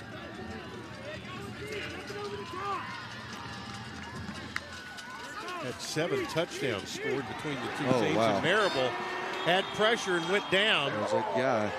Keelan Neal. Keelan Neal. That's his 8th sack of the season. So Coach Geisinger talked about him being the best O-line and D-line guy that they had, and he showed it right there. Yeah, that'll put it back at the 49. And there's Dad on the left, son on the right. Yeah. Who knew the dance cam was on? Man, it looks like Bobby Bentley's satisfied right now with this. I think at 3rd and 19, they may. You could have put a huge wrench in this, but, 35-13, we're good. You don't want to give FRA any hope coming in the second half because they are going to get the ball back to begin the second half. So PGA. I can understand that. Yeah, they're going to call the timeout here. Then they're going to run a play that'll run the first half clock down to 0. And this is one of these situational things that you got to be prepared for. If you're FRA, you got to back up. You can't let them get anything cheap. They're going to try to throw it to the end zone. They are going to try to get something cheap. Well, you don't allow them to have something cheap, so you got to get guys back and knock the ball down and don't let anything kooky happen in the first half to end this.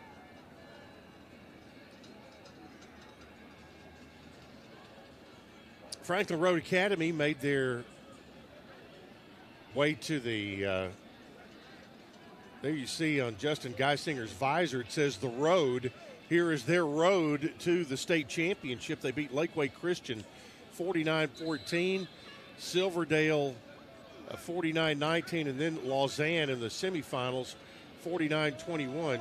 So I'm no math major, but I think they average 49 That's points what I was about to say. They're averaging 49 points a game.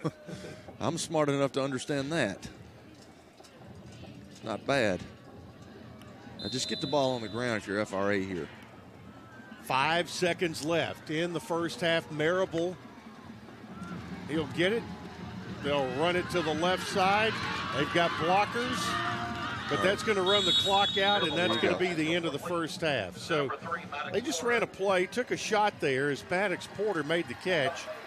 And on the defensive side, John Davis made the stop for FRA, and the two teams head to the locker room here at Finley Stadium in a 35-13 game for BGA. They scored there after a 3-and-out on their first possession. They scored touchdowns on their next 4 possessions. Marable to Curry, Marable to Curry, Marable on a run, and Marable with another run. And I think Jill is ready down on the field. And time to go down to Jill Jelnick. Thanks, Chip. Standing by with BGA head coach Bobby Bentley. Coach, over 300 yards total offense first half. What's been working especially well for your team? Well, we just do what we're supposed to do. Everything's been working. Just really got to get our guys to settle down. We had a touchdown there on the trick play there, line up off sides. Just got to keep our composure, play good football, block and tackle, know your assignment. It's not very hard. How do you continue to bring the pressure defensively? Well, we got to pressure the quarterback. We got to make him run around and, try to get him down and do what we did in the first half and just continue. We told the team before the game we was going to blitzkrieg the first half. Second half, we're going to go win the game. Coach, thank you for your time. Thank you. 13 over FRA. Stay with us. We got plenty more ahead, including principal interviews coming up right after the break.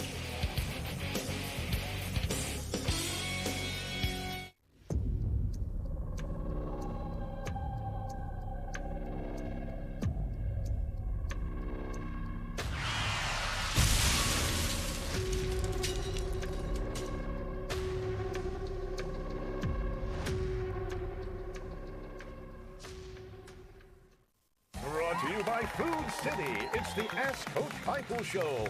Hello, and welcome to Ask Coach Heupel. I'm your host, Josh Heupel. Jim asks, Coach Heupel, got any tailgating tips? Boy, do I. Jim, did you know Food City's gourmet burgers are handmade in-store by a certified butcher? Saturday is almost here. Are you game day ready? This has been Ask Coach Heupel. With me, Coach Heupel.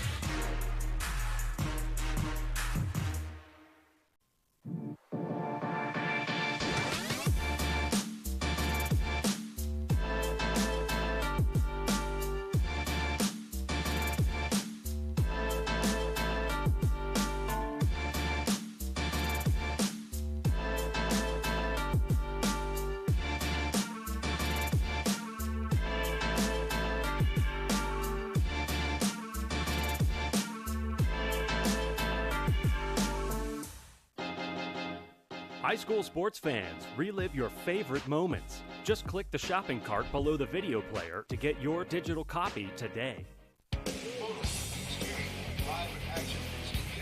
Welcome back to the Blue Cross Bowl in Chattanooga, the Division II AA state title game between BGA and FRA. It's halftime now, and joining me at the half, two very special guests.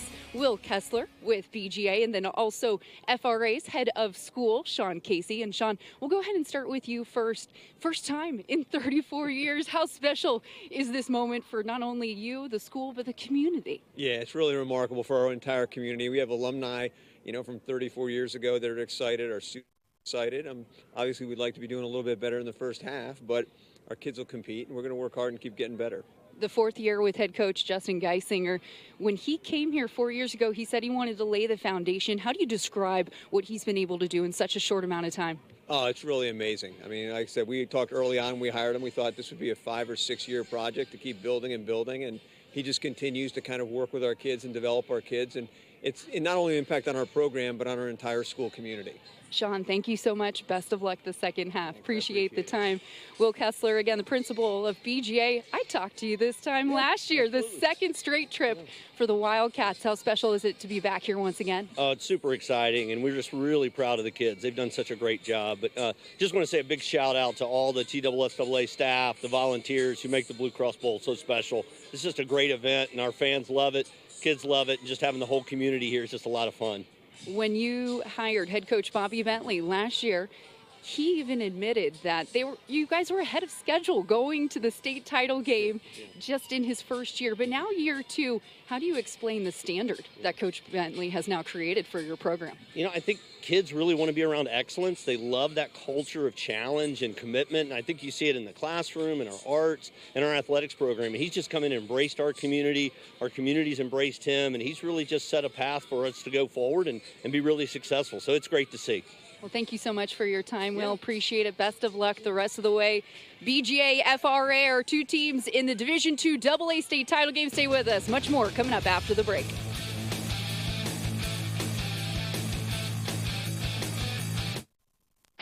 We know that rural life is special. For us, living rurally is more than an address. It's a way of life. Open space to live at your pace. The opportunity to take a piece of open land where you can put down roots for generations to come. A chance to be a part of a community that's always there for each other. We're not just experts in rural financing. We're neighbors and partners in your dreams. Because when rural America is stronger, the dream of living there becomes even stronger too. At Rural First, we're here to get you closer to what matters. He shoots, and he scores!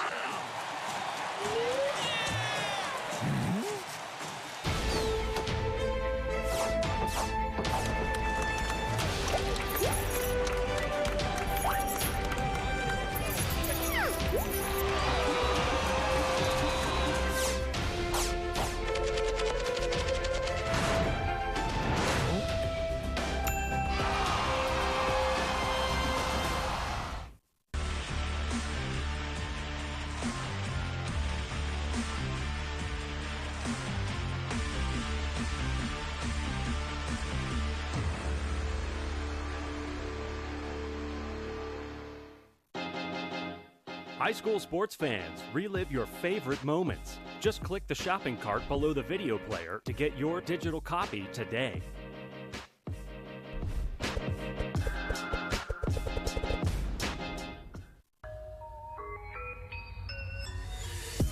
This is heart.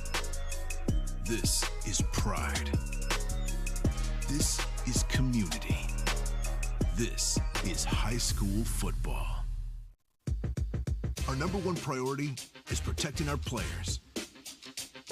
That's why we're writing new rules for the sport and developing innovative educational tools that protect our athletes. This is player protection. This is high school football.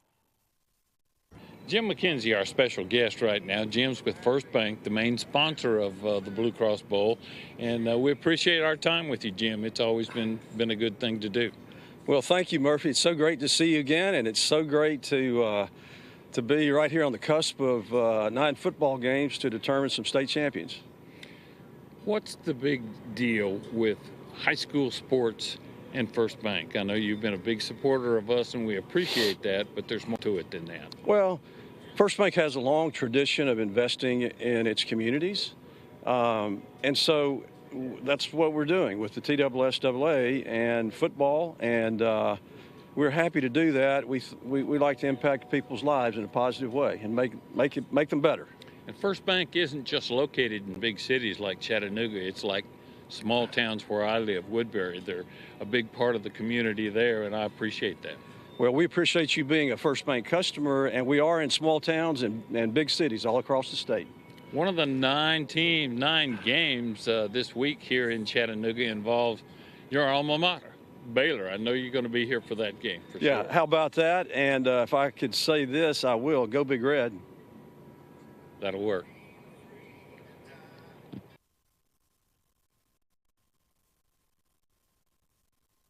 It's not a big deal. Everyone goes 10 over. I drive better when I'm high. I don't need to buckle up. I'm in the back seat. I just needed to send a quick text to Mom. I'm fine to drive. I've only had a couple. A car crash won't happen to me. We've all heard these excuses before, but the fact remains, on average, every 12 minutes, someone is killed in a car crash on our nation's roads. This is preventable. Buckle up, phone down, drive sober, slow down. Crashes hit different when they happen to you. Brought to you by Food City. It's the Ask Coach Heupel Show. Hello, and welcome to Ask Coach Heupel. I'm your host, Josh Heupel. Glenn asks, Coach, how does one join the Vol Navy? It's a great question. Well, Glenn, you don't necessarily need a boat. You need a friend with a boat. Always arrive with beef, fresh cut by a Food City butcher, and you'll be welcomed aboard. This has been Ask Coach Heupel. With me, Coach Heupel. Without high school activities, there is no high school experience. It's those experiences when you go out and you meet people that you're only connected with through your passions is what really makes you become the person that you're going to become. Playing high school sports has made me a better person, especially with my mental toughness and endurance, and gave me a growth mindset. High school sports are worth protecting because it gives students an outlet to become what they want to be.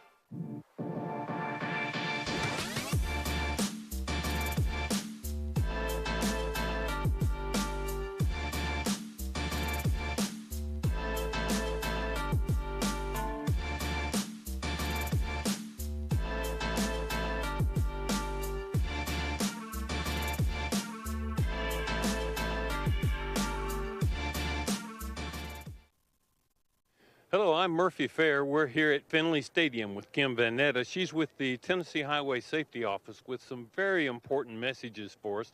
First of all, welcome to the broadcast, Kim. A regular feature, what you have to give to the public, but unfortunately there's new drivers out there every year that need to hear this. That's true. These kids are 16 years old and they're behind the wheel of a car, their first independence. They think they're 10 feet tall and bulletproof, and unfortunately in this case many aren't. The number of fatalities is always discouraging, but when it happens to people who are just beginning to enter their driving years, it's particularly disheartening. It is disheartening, but I do want everyone to know that kids do listen to their parents. They may not listen to what they say, but they are listening to what they do. So as a parent, if I'm giving my child advice saying don't be on the phone when you're driving, buckle up when you're driving, if I'm not buckling up and I'm using my phone, that's not going to work. So we need to really practice what we preach. Pedestrian safety, I know, is of particular interest to you this time of year, and it seems to be a major problem among our cities here in Tennessee. It is. As a matter of fact, Memphis is one of the top 3 cities in the nation for pedestrian fatalities. We have motorists issues for pedestrians, but the pedestrians also need to pay attention. They don't need to cross mid-block. They need to cross at sidewalks, and they need to wear reflective clothing, and I think that will help. Very important messages. Kim Vanetta with the Tennessee Highway Safety Office, thank you so much for those messages. Thank you.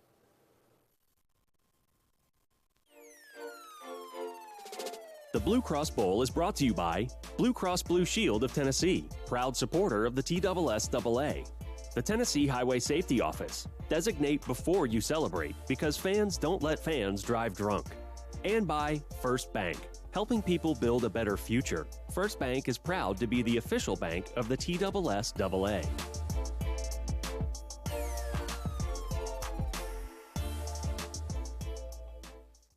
What if a place could help you heal by introducing you to new paths, by reminding you to look for moments of joy, by finding strength in a place that unites communities. And every time you play here, you win. Not because you scored a goal, but because you achieved a goal. With 500,000 visitors and counting, find a park near you at BlueCrossHealthyPlaces.com. He shoots, and he scores!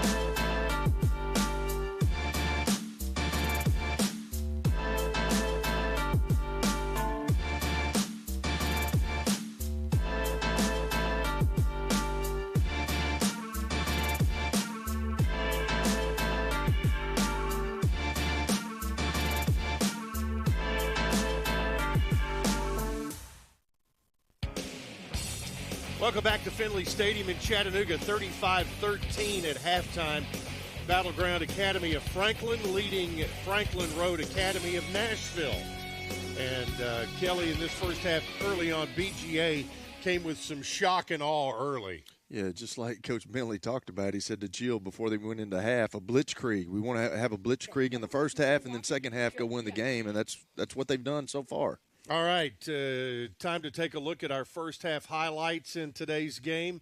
As early on, it was Marable and Curry. Max Curry, that's been the theme the whole game. Max Curry's been able to get open, and then obviously this one right here had another big play down the sideline with the back out of the backfield, and Marable's been as advertised, and he throws another just a little out route where he sprints out, and then just so many big plays for BGA this half, and FRA has not been able to stop them. They've really only stopped themselves the two drives that they had, and then you see Caden Marable right there. He can run the ball. He doesn't like running the ball, but he can run the ball. And then obviously FRA needed something, and Nimitz gets the ball out to rush, and he was able to do something with the ball and get a big play. And they just need more of that, FRA. And then Nimitz here, good individual effort of getting in, spinning, tough kid, but BGA always had an answer. They always had an answer, and this young man's always had an answer. They've had 5 touchdowns in the first half, and he's accounted for all 5 of them. This was a great play call by the FRA coaching staff with going one way, a little misdirection, and then just it's a sucker play that I talked about on the broadcast where they were going to fake the screen. He goes out, acts like he's going to block, and then goes up the sideline for another touchdown for BGA. That gives us a look at our halftime stats and the passing yardage. BGA, nearly 300 in the first half, and rushing yards pretty even, and total offense 348 to 194. We've seen over 500 yards easily here in the first half. But if you look at it, Chip, FRA's got 194 yards at half. That's pretty good. But then when you look at BGA, 349 on the half, it's amazing. And that is a look at your stats brought to you by First Bank. And at 35-13, time to go down to the field. Jill Jelnick is standing by with Justin Geisinger. Chip just talked to FRA head coach Justin Geisinger, and he noted a couple things that he wanted to see his Panthers come out with the second half. The first is they have to play complementary football and also stop making mistakes. He says penalties have hurt them both sides of the ball. They have to clean up those mistakes. And then offensively, a lot of dropped balls. They're playing behind the chains. They have to continue to play that up-tempo, string plays together. But most importantly, Coach Geisinger's message to his team at the halftime, relax. Yes, this is a big stage. Yes, the state title is at stake, but they have to relax, have more fun. He said they played a little too uptight. That caused a lot of those mistakes, and he wants to see them make that adjustment the second half, Chip. Well, Kelly, you've been to enough Summer League baseball games to hear one side, yelling, tighten up. The other guys say, loosen up. That's right. So Justin Geisinger telling his guys to relax and play, have fun. You're in a state championship game. You want to win it, but go out there, enjoy it, soak in the moment, and, good things are going to happen. Yeah, just go play ball. And I said it in the broadcast. He's got 7 seniors. He's got a really young team, so I can see these guys being back. But, they still got a second half to play here. They get the ball back. They have to do something offensively with the ball, because if they don't, the way BGA is functioning on offense, it's hard to stop those guys. And they've already got a big lead right now. So they've got to come out and do something and get some positive yards and maybe go down and score to try to make this thing a game. Looking at some of the individual numbers, Marable, 16 of 22 for 277 yards in the first half. He has rushed for 35. Fields has rushed for 35. Max Curry, 7 catches for 143 yards and 3 touchdowns. And as you mentioned, Marable is responsible for all 5 BGA touchdowns. On the FRA side, Jackson Nimitz, solid first half. Solid. 9 of 22 for 165 yards and a touchdown. You take that every Friday night. I mean, they've almost got 200 yards of offense, but they're playing a team that is just they're running on all cylinders. They're hitting. They're not making mistakes. They've got a quarterback that's accurate with the football. They're protecting him. I think he only got probably hit once, and then he got rushed once. So Coach talked about protecting him. They've done a good job of that, and that's why the score is the way it is right now. In today's game of high school football and college football, explosive plays have become such a huge part of the game. And BGA is set up to have a ton of explosive plays. Oh, absolutely. You've seen what Max Curry did and the Porter kid that's a freshman. They've got guys that can go the distance, and they've got a quarterback that can facilitate the ball to guys that he needs to get it to make plays, and he's very accurate with the football. And I said it earlier, it's fun to watch. And Nimitz is an accurate quarterback. He's had some issues with some guys being in his face, but these two guys can play. But Marable, it's fun for me to watch a young man like that. When there's a guy open, he doesn't miss him. He didn't miss many balls. He was 16 to 22, I think is what you said in the first half, and that's pretty good. And that means that you're being really productive with the ball, and you're getting time to throw the football, and he's everything that we thought he was coming into the game. So BGA will have their kickoff team on the field. Jaden Rush is a guy who can make big plays for FRA. He'll be back to receive. In the second half of our first game of the day to get underway. There you see Rush, who came into this game with 39 catches as a receiver, and set to kick it off will be Sims Har. He's been busy in the first half with both extra points and kickoffs, and he'll pooch it to start the second half. It's taken at the 26.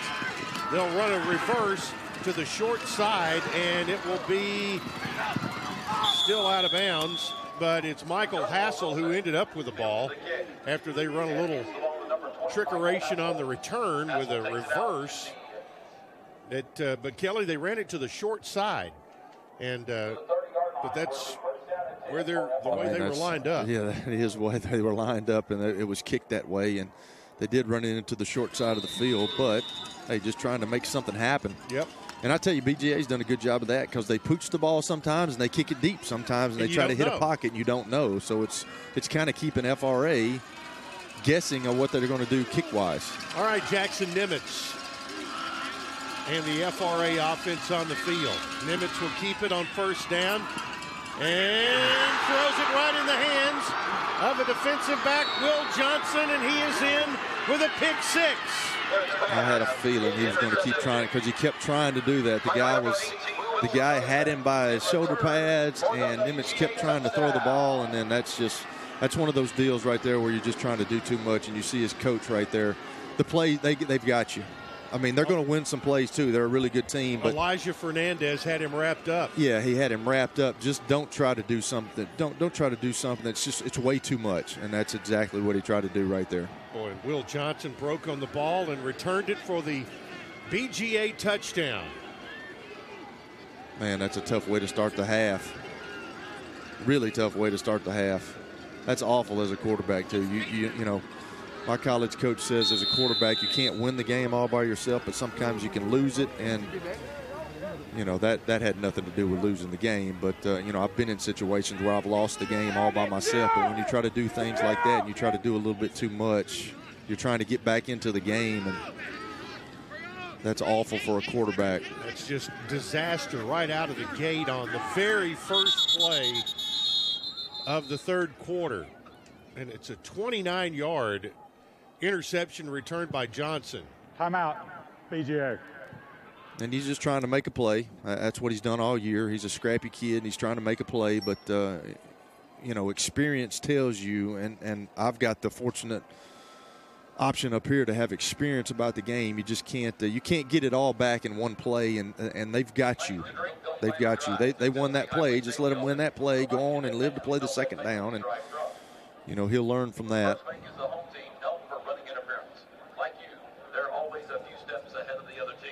So Justin Geisinger trying to calm them down, the FRA group, because they're about to get the ball back again. You got to have a short memory right there. You do as a quarterback. You absolutely do. I've thrown interception after interception, and you have to be able to forget it, because you're gonna have some good plays, you're gonna have some bad plays, but you got to forget the bad ones and go about your business. It's just tough because that was a score. You know, a lot of times it's not a score; it's just a turnover. And if the defense can go out, but that was that was definitely a momentum swinger.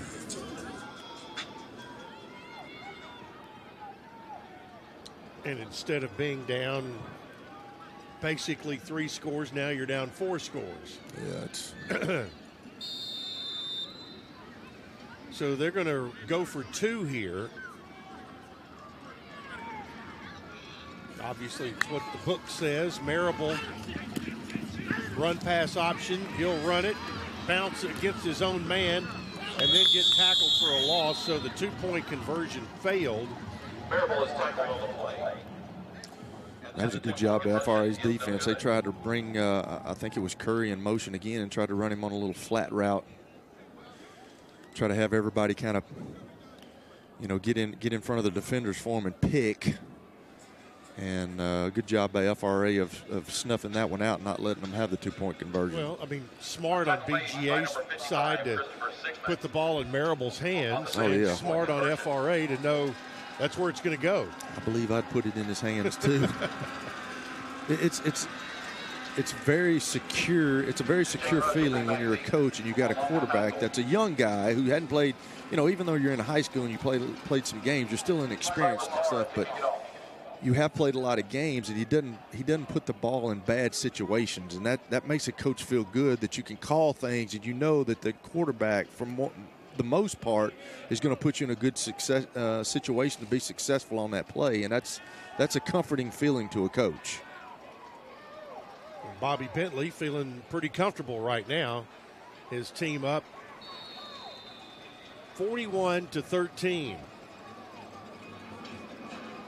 And there you see a young man, Jackson Nimitz, will be back on the field here after the BGA kickoff. On the return from the 3-yard line, it's Jaden Rush. Has a lane here, 30, 40, 50, 40, on his feet and out of bounds at the 35-yard line. But Jaden Rush, Kelly right there, he was quick but not in a hurry. And he was able to get guys out in front of him. Yeah, that was the thing. He was patient about it, and he was able to get guys out, and he gives FRA a huge lift right here after such a bad start to the half. So let's see if they can. Let's see if Nimitz can come back, because you talked about it, Chip. I mean, let's see what you can do. Have a short memory. You can't worry about it. Let's go play football and see if we can get back in this thing still. So they say it's at the 36-yard line. On first down, Nimitz to throw, caught at the 26. That's going to be close to a first down as Omari Sanders makes the catch. And right now, down 41-13, you got to just kind of get back to your basics. You can't throw a 28-point touchdown right here. No, you cannot. You're absolutely right. And they just got to get some positive things going. They're going to have to throw the ball a bunch to try to get back. No, you can't do things like that. You can't have false starts. Another penalty here against FRA.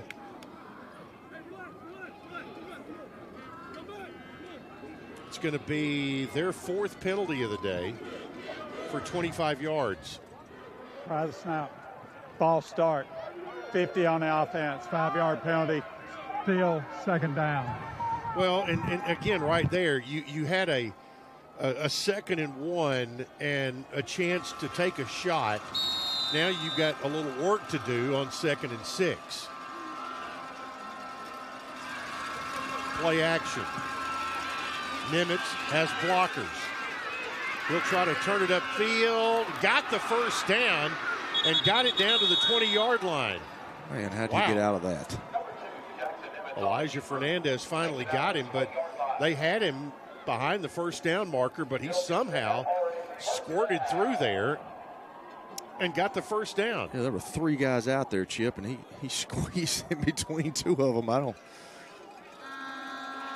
they moved again. Another flag. And another penalty against FRA. You just got to be able to hold your water. It's right guard, I believe.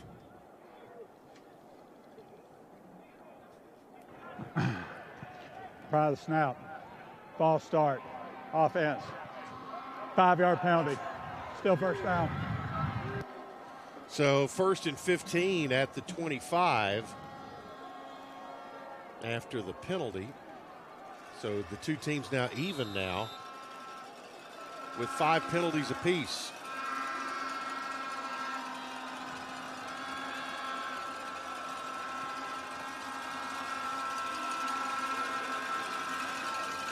Nimitz, deep drop, screens it out, caught. First down at the 10. Oh, he scored. Very close to a touchdown. Did he get in? Yeah, he did. It is a touchdown for FRA. Quadir Fletcher made the catch on the screen and took it all the way in from the 25. Sure did. Good play call. Good job by Nimitz of facilitating the rushers and getting that ball around some guys and getting it to one of his playmakers. Was able to get in the end zone. So a 25-yard pass, and that'll bring on Jesse Duncan for the point after. Missed only his 3rd of the year in the first half. Gets that one through. And it is good. To make it 41-20. And there is Mr. Quadir Fletcher, the touchdown maker. That's right. Now what do you do if you're the FRA coaching staff and you're Justin Geisinger? You've got to figure out how to pick up another possession. So do you think about an onside kick? You obviously hope for a turnover somewhere, but there's somewhere you got to nudge out and try to dictate another possession if you can. Maybe if you get into a situation on offense where you fake a punt or do something like that, there's something that you have to turn it around. But I don't know. This, that's what I love about this FRA team. They're gritty and they're not going to stop. Today's game also available for all subscribers with the NFHS mobile app for Apple and Android devices. Download it from the App Store or Google Play Store today. Start watching live and on-demand games wherever you are. 41-20 after the touchdown, and Max Curry is deep for BGA, and he has been a dangerous fella today.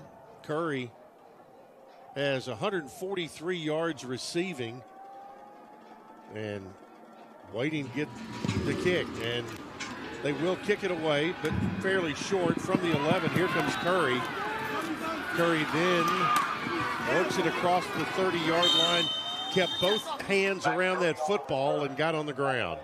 Adam Crocker brought him down, but it's going to be BGA's ball, leading by 21. He sure did. He put 2 hands on that ball. That's good for him.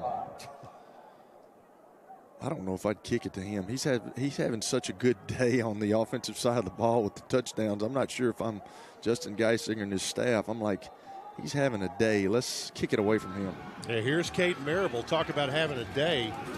He is responsible for all the BGA touchdowns. He's thrown for 277 yards. Hands it off here to Fletcher Fields on a run play to the 36-yard line. Takes it out to the 36-yard line.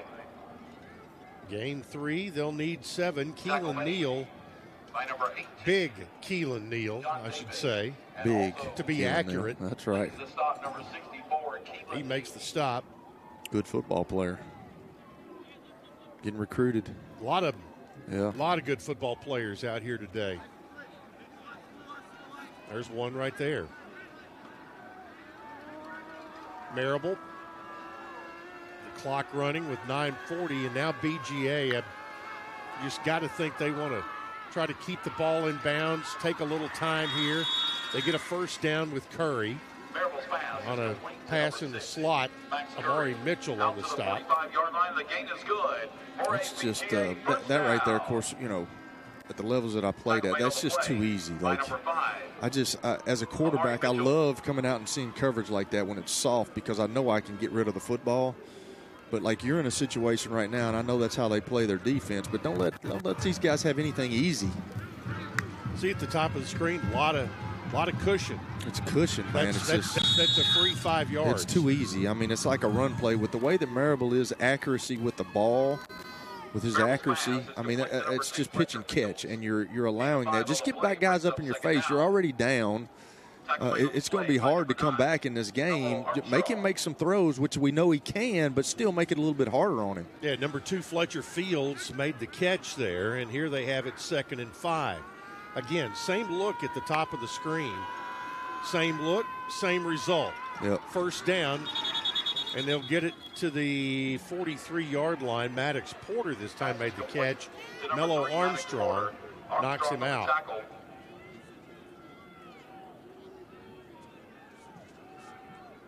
Well, you see guys back. You look at the corners back. I mean, it's quarters coverage, so they're not going to come up. They're going to bail when the guy comes off the line of scrimmage. And you got a hitch route. You got a quick out with number 2. That's what they ran the play earlier.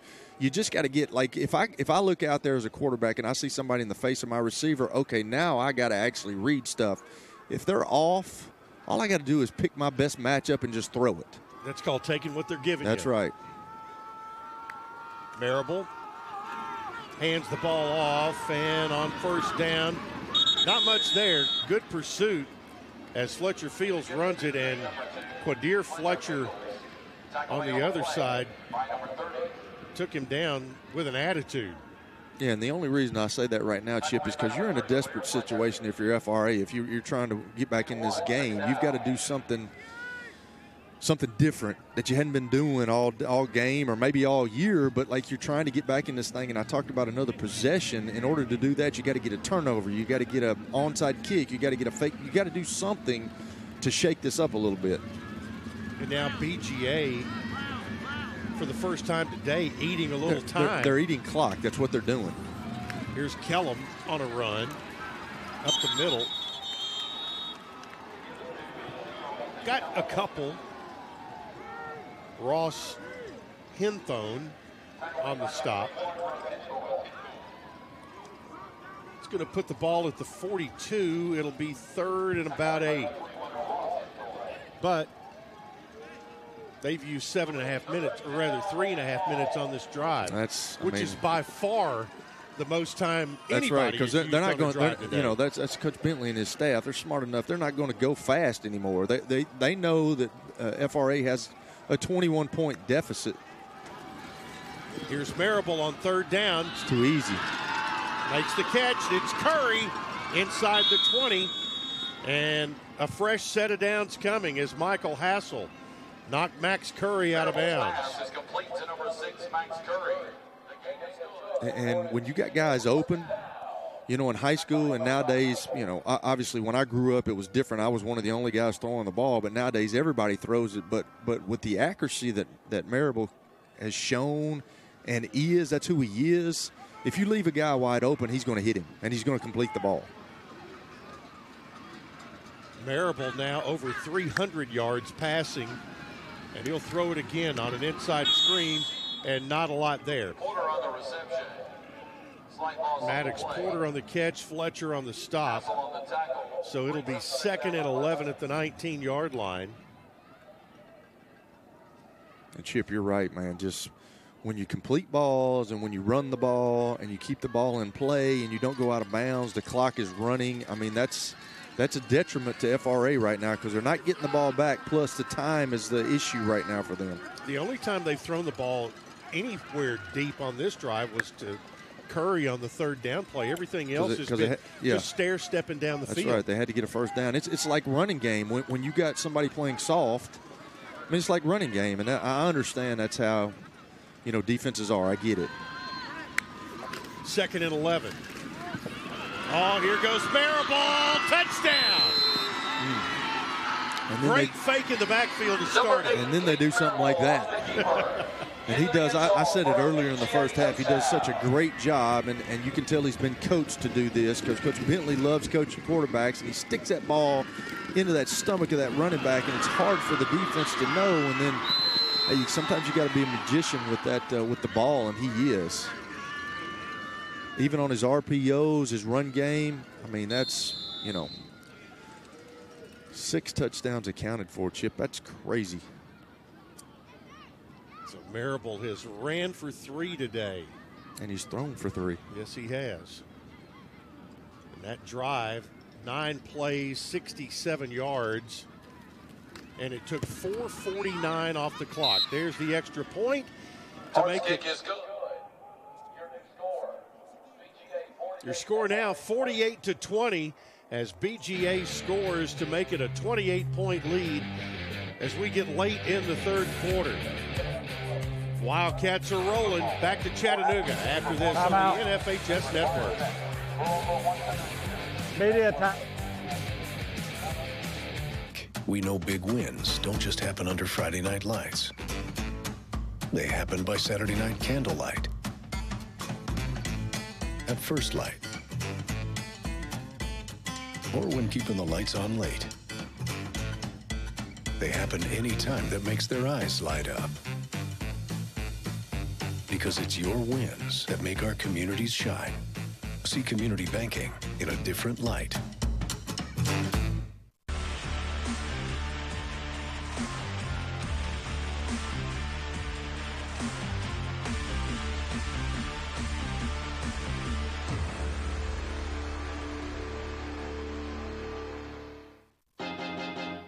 High school sports fans, relive your favorite moments. Just click the shopping cart below the video player to get your digital copy today.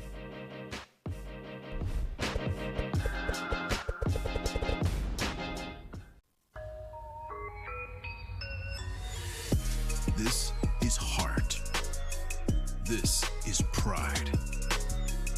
This is community. This is high school football. Our number one priority is protecting our players. That's why we're writing new rules for the sport and developing innovative educational tools that protect our athletes. This is player protection. This is high school football. Welcome back to the Blue Cross Bowl. BGA on top of FRA 48-20, and a big reason why BGA quarterback Caden Marable. He just scored his 6th touchdown. He now has 3 on the ground and 3 in the air today. And while he's inching closer to capping off his high school career with a gold ball trophy, he's also excited for his next chapter, playing Division I football at Columbia University in the Ivy League. Marable took a visit to the campus in July, and it was the first time he had ever been to New York. He said he loved the city, fell in love with the staff, and is excited to continue his football career. He also is an exceptional student. He wasn't considering Ivy League at first, but his grades back it up. Not only does he have a 1290 SAT score, which ranks top 15 in the country, he also has a 4.1 GPA. So I think he can handle the workload, guys. We're not going to start throwing out SAT scores. Yeah, up Jill, here. why you got to bring that up? Because I was nothing close to that, girl. I mean, really? Barely made it through the ACT.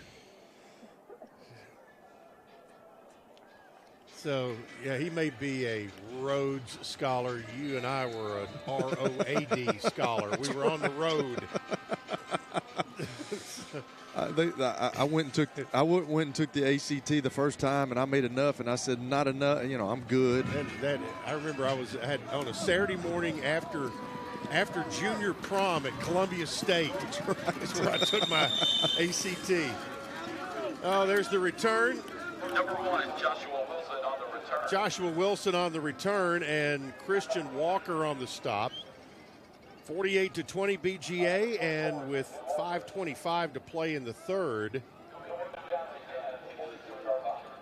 1st and 10, and they'll start this drive at the 46, but a nice return it was for FRA. And here good you field see position. Jackson Nimitz gives him a little room to operate here. And Jackson Nimitz is going to be around for a while. I mean, I talked about it earlier. He had a quarterback competition until this game earlier in the season. He's just a sophomore, Chip, so he's got a lot of winning left. Oh, no. Oh, they intercepted the pitch. And bringing it back, Evan Kellum. The second defensive score of the day for BGA. Ah, man, you wish you could go help the young guy, and that was a play that was just a pitch is all it was. They was just going to try to get outside the edge of the defense, and they blitzed. I mean, BGA had the perfect call for this. They brought pressure to that side, and you see that was a great play by Evan Kellum. He recognized the play. He knew what was coming. Wow. Preparation. He knew what was coming, and he made the play, and that's disheartening. And the thing about it, Chip, is I was going to say this earlier, but the thing about it is that FRA's got a really good football team. They're young. They're going to be back, I promise you. They're a scrappy bunch of kids. They're going to be back, but they're just playing a team right now that is hitting on all cylinders and playing really good football. And the extra point is going to be no good. The kick is no good. So, wow. I don't know if I've ever seen that, Chip. I'm not sure I've ever seen it either. We talk about all the gaudy stats of some of these young guys, especially Caden Marable coming into the game. He had 65 touchdowns coming into this game. Now he's got 71 on the year, which is quite remarkable. But I don't know if I've ever seen 2 defensive touchdowns in the almost exact same way where a pitch was intercepted. It's not it's not a pass. He was pitching it. Just a weird deal. BGA has touched the ball 13 times today. They have scored 8 touchdowns. Wow. They, but you're right. The way the earlier interception happened on the first play of the half, and then again a play. I'm not sure I've ever seen that before on a pitch. I haven't. And twice to be intercepted. Yeah, I mean that was an actual pitch right there. But he was going to. The first one was a deal where he was going to option off the edge. Somebody grabbed him and he tried to throw it, so it was a pitch. But I've never seen 2 plays like that in a game, in the same game, and it's kind of disheartening for FRA.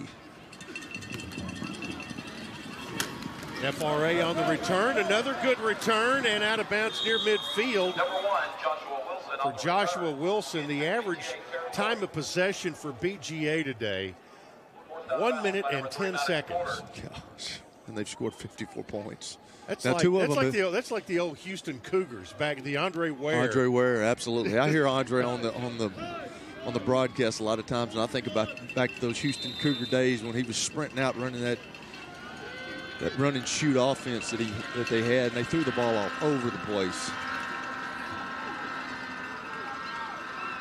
So Nimitz, you don't want this young man's confidence to get crushed after a couple of tough plays. And Nimitz spins out of it, spins again, and gets about 6-7 yards. Woodruff on the stop.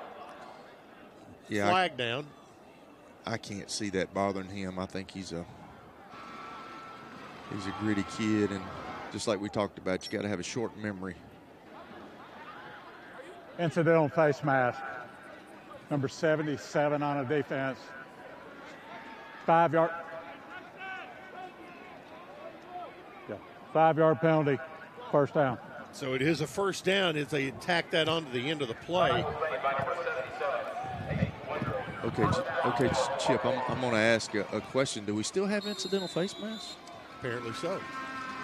I thought everything was just a face mask now. I know it's different at different levels. I get it. There's a nice toss out to the right, and Amari Sanders gets another first down, and Elijah Fernandez on the stop. But that'll take it all the way down to the 27-yard line.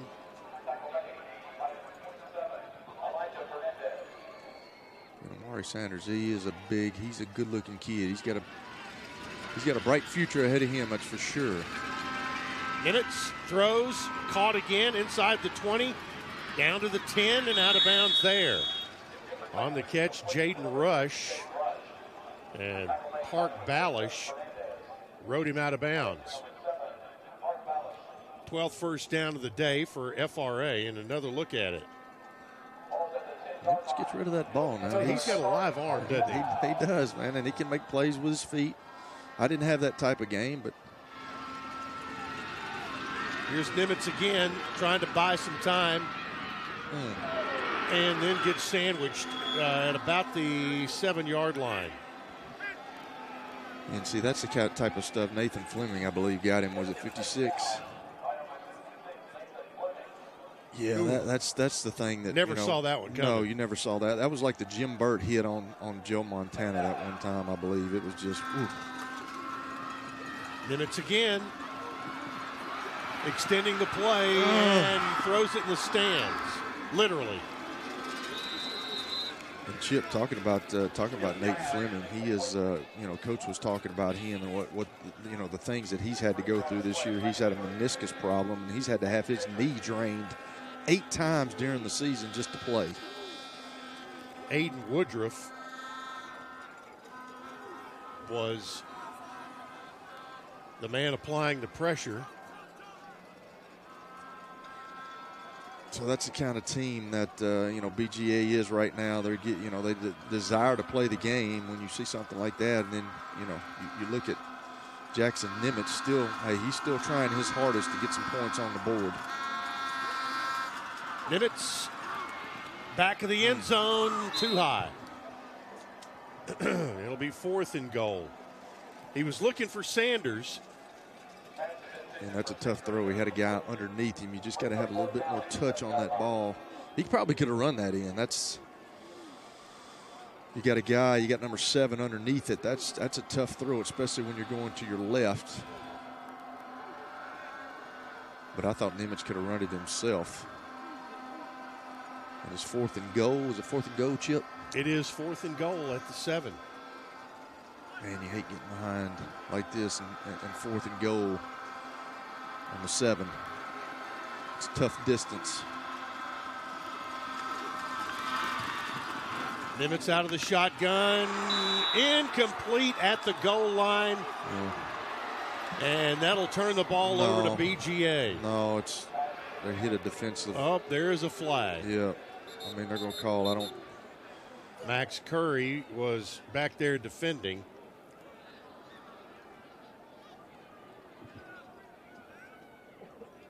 But the flag is at the goal line. And it was on the hit on the receiver when he dove. And then you got an injured player back here at the 15. I think that's Vaught again, if I'm not I think it's Kyrie Vaught. Yeah. So the officials, a lot of stuff happening here with just 16 seconds left in quarter number 3.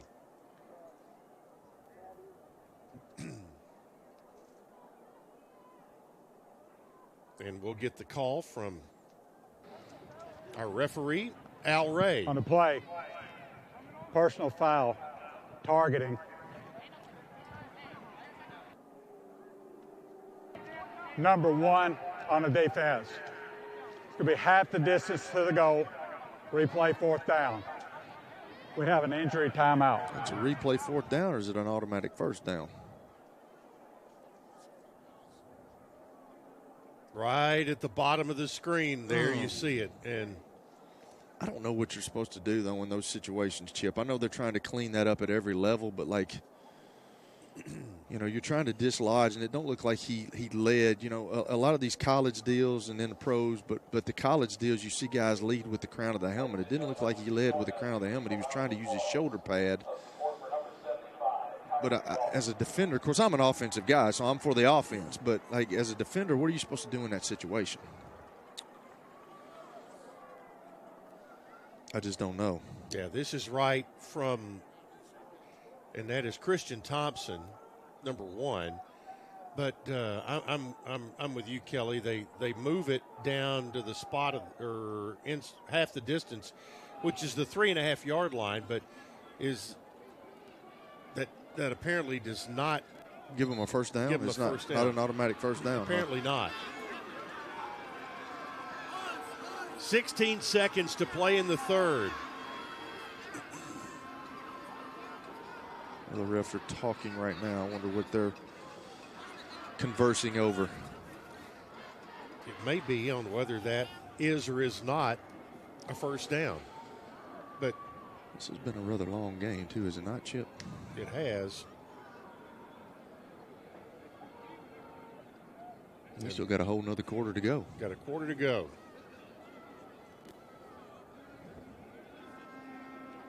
So that may be what they're talking about, whether it's 4th down or an automatic first down. I'm not sure. So apparently it's not. So they'll replay 4th. Clock restarts. It's under 10 seconds now to play in the 3rd. Nimitz. Final play of quarter number 3. And incomplete at the goal line. They tried to hit Omari Sanders. Waited too long. And the ball will go over on downs. That it also gets us to the end of quarter number 3. And BGA picks up 2 defensive scores here in the 3rd quarter as we get set to go to break. 4th quarter coming up on the other side, and there you see one of 2 defensive touchdowns BGA had in the 3rd quarter. They lead it 54-20 here in Chattanooga.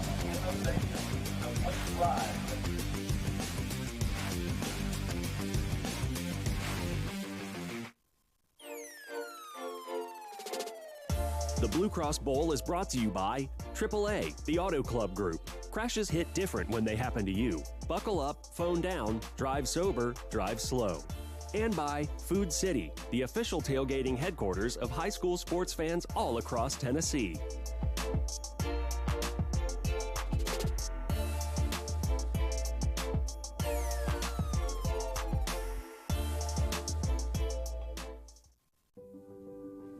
To help protect the young and young at heart, the sick and the well, to recognize the importance of both physical and mental health while giving back to our communities is to do more than what is expected of a health insurance company. It is calling you a member, but treating you like a neighbor. It's been my pleasure. It is making a commitment to be right here for you and keeping it.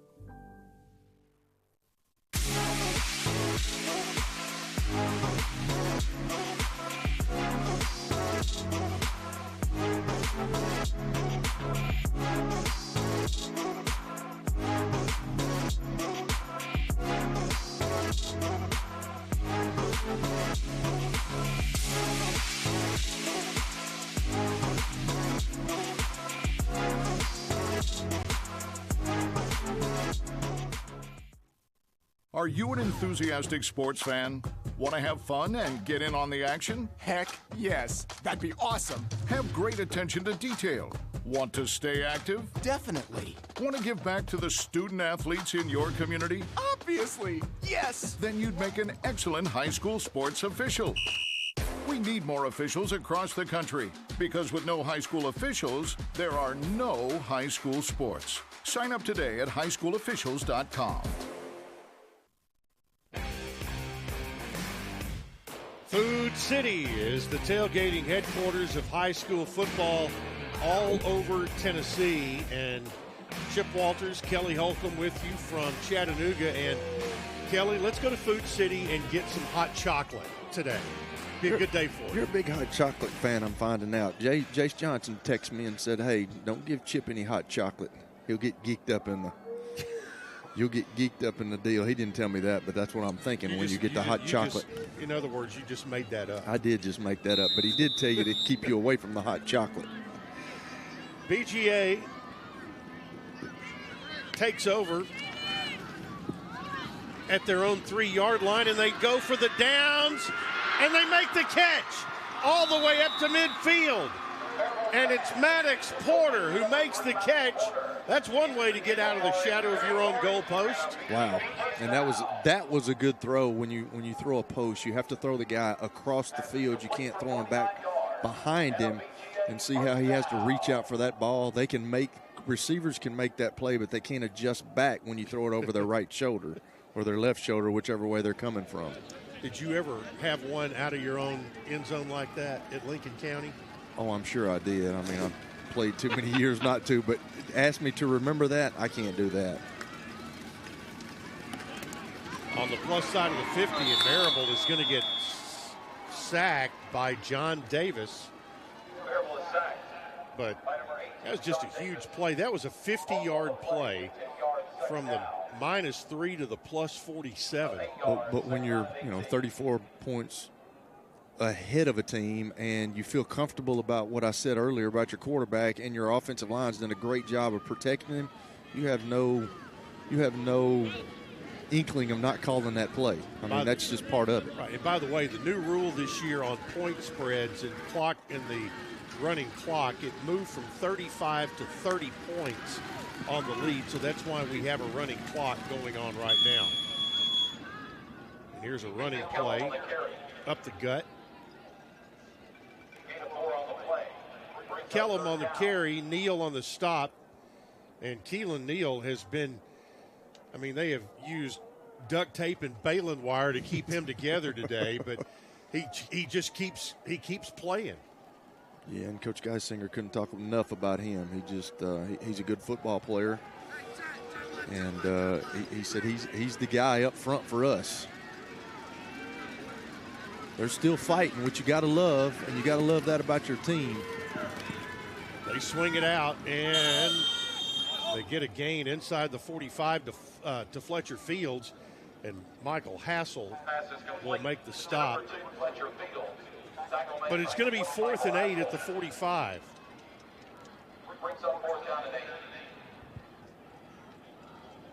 What is Coach Bentley going to do? Him and his staff, they're going to keep the offense on the field.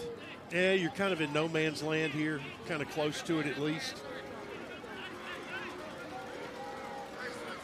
But try to draw them off sides. What do you think? No, didn't work. Yep, now they may call the timeout and punt, or yeah, I think they are. Or take the penalty and just he's going to call a timeout. And then kick punt. it. Yeah. All right, we'll take the break here as well at 8:59 remaining. BGA well on their way to a state championship here today. 54-20 as BGA leads it over FRA. We'll be back to the scenic city of Chattanooga. Us and Luke Bryan right here on the NFHS Network. He shoots and he scores!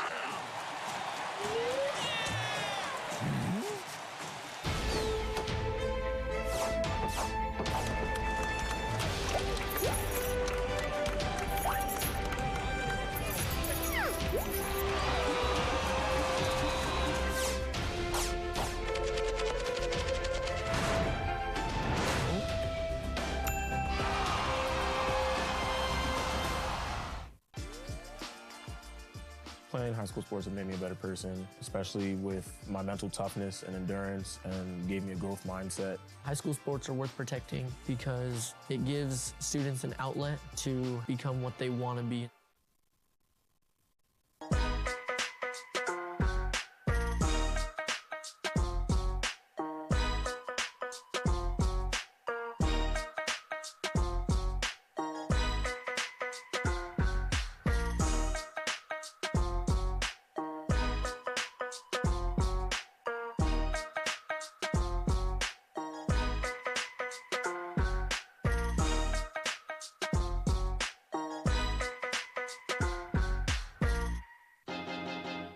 High school sports fans, relive your favorite moments. Just click the shopping cart below the video player to get your digital copy today.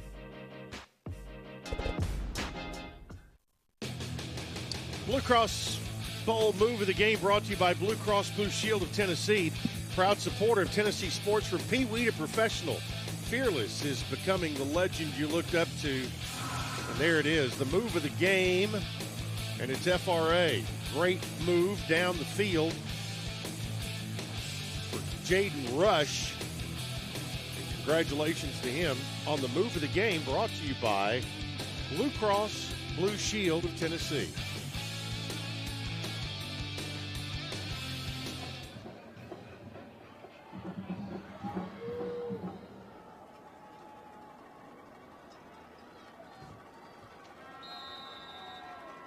The 54 points by BGA breaks a state championship game record, but here's a throw downfield that was incomplete. Breaks a state championship game record that was held, by Bishop Byrne in the past? Does not break it just yet, but just in case, we're ready. Well, they tried to go for it on that one. And they did. So it'll be first down. Porter looked like he got interfered with a little bit, but I don't think the refs are going to call that at this point. No, the clock runs with 8.5 minutes to play, and a 34-point lead for BGA. It'll be FRA's ball at their own 45-yard line.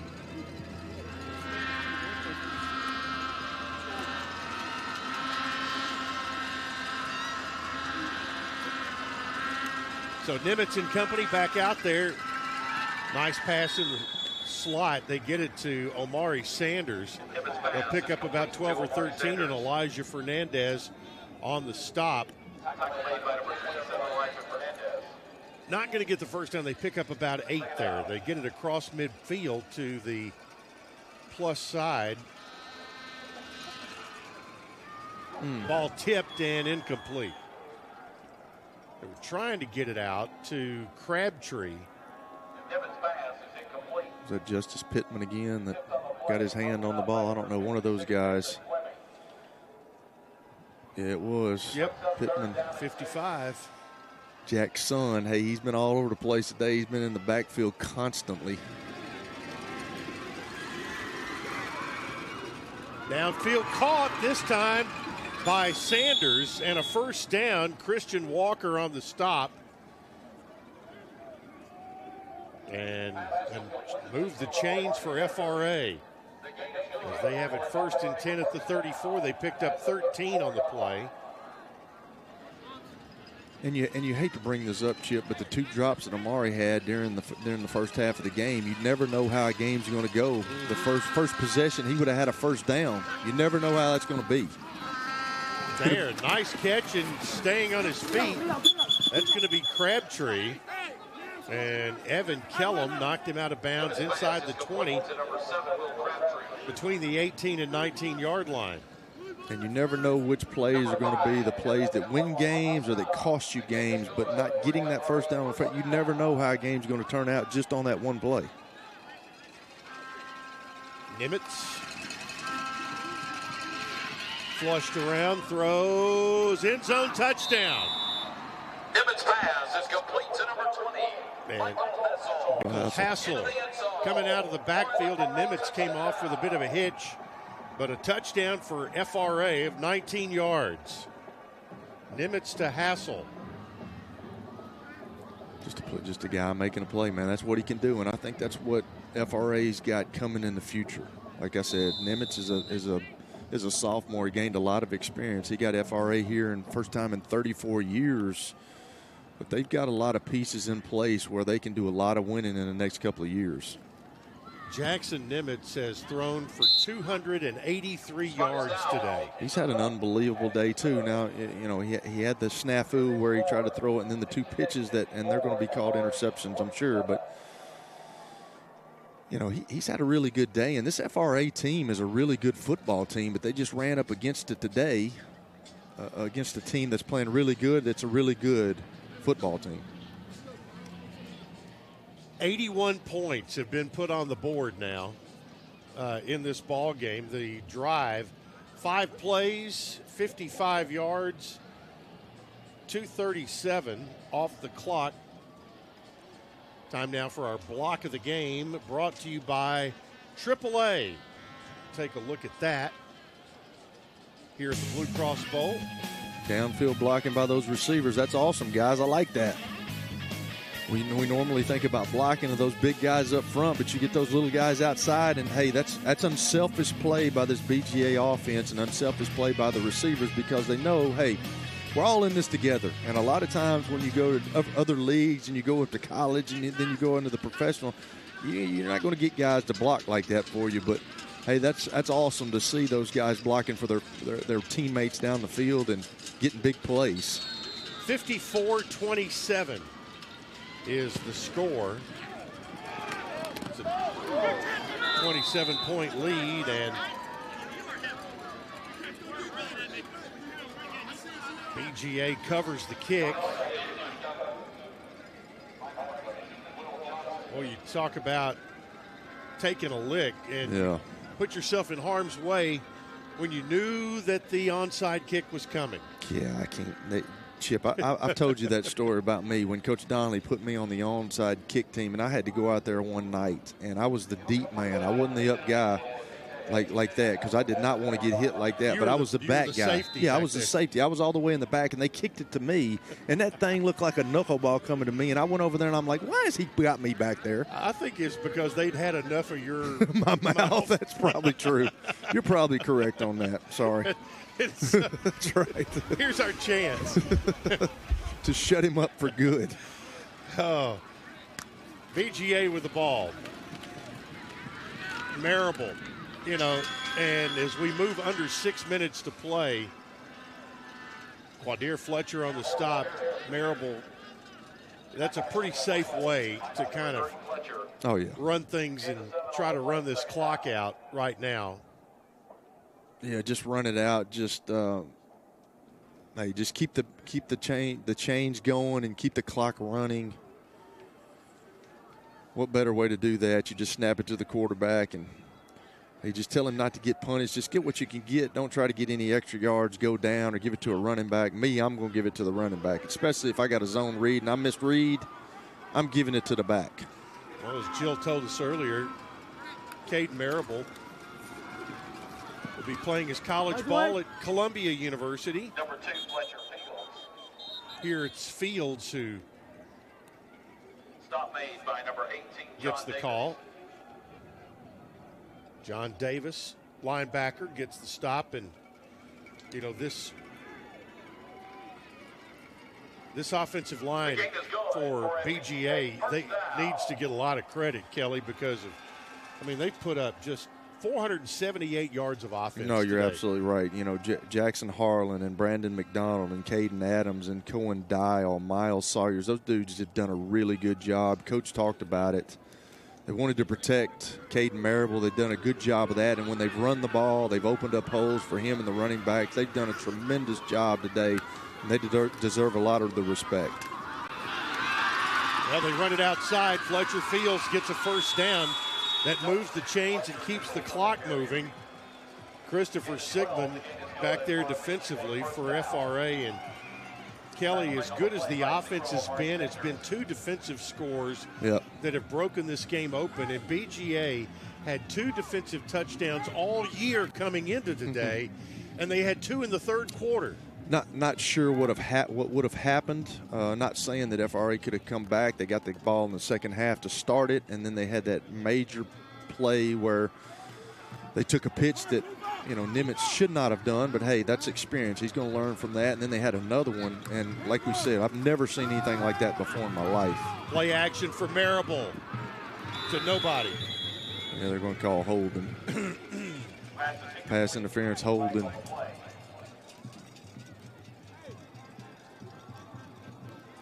Coach Bentley and his staff, they still being aggressive, though, Chip. They're not scared, that's for sure.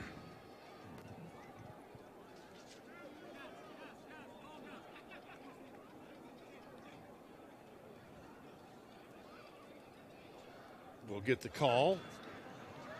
Pass interference, 20 on a defense. 15 yards from the previous spot, results in a first down. Well, back on September 26th, FRA defeated BGA 21-14. And here on December the 4th, BGA is returning the favor. Returning the favor in a big way. They say don't get emotional about it. You don't want a revenge factor to get too emotional about it. But, hey, they've done their job today, and they were the better team today. So the ball at the 18-yard line, 1st and 10.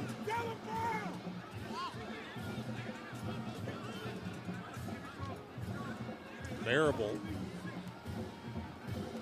moves folks around. That's Curry again in motion. Marable here runs it inside the 10. They'll pick up about 7 on first down, and you'll take that every time. Every time. Keelan Neal on the stop. Now they've brought a big offensive lineman back in the backfield to block for Marable. You see him just kicking out right there, and they're running just quarterback power. They're kicking out, and they're bringing the backside guard to pull up for the first linebacker. Just trying to run this thing out, Chip. Keep everybody healthy and run it out. So Marable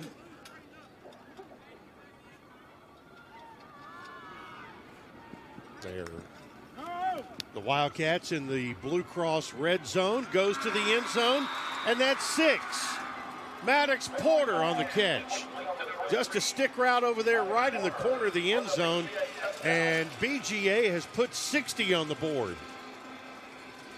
Yes, they have, and that was a deal right there. When you get a little bit older, you know you're backed up in the end zone, but you understand. I knew that was coming because if you're a DB, use the end zone, use the sideline, use the white area over there as the other defender, and you know that, hey, they're not going to probably throw the ball over the top of you. The way he was running, he wasn't even looking for the ball. He's going to run a comeback, and he kind of used a little bit of push off there at the edge, but that was a good job by Porter of getting open. And like I said, Marable, when he's got an open guy, not going to miss him.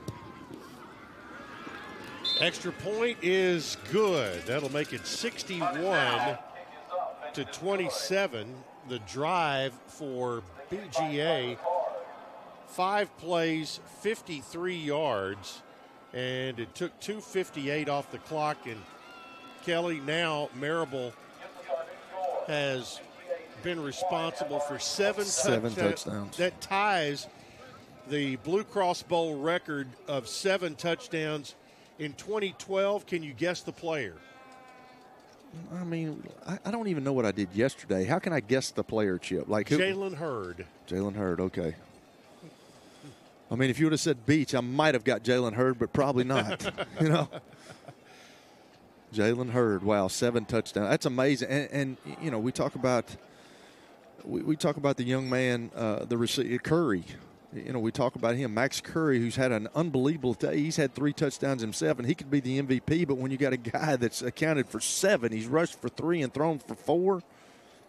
Incredible. Yeah, maybe the worst kept secret in the building today is that Caden Marable will be your MVP. Yeah. There you see today's schedule. BGA FRA coming to a close. Coming up at 3 o'clock Eastern time, USJ will take on Nashville Christian.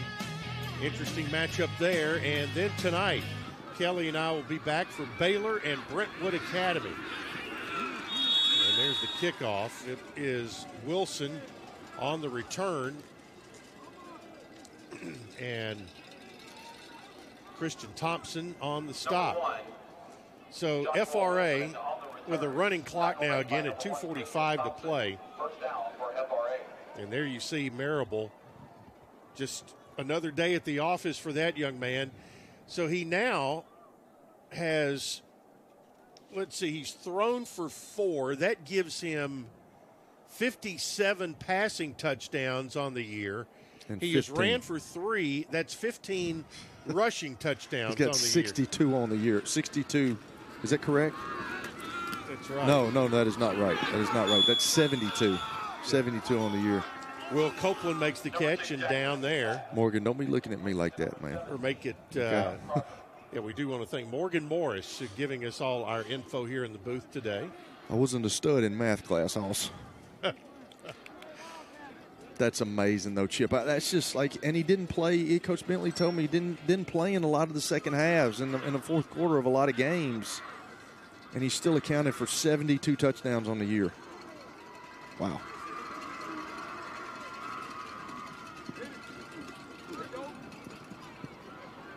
They'll run it, and Michael Hassel on the run. Number 20, Michael Hassel on the carry. Takes it out to the 43-yard line.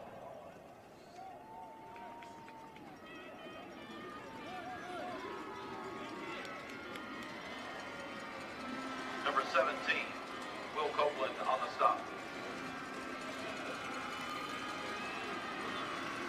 Hugs going around over in the BGA sideline.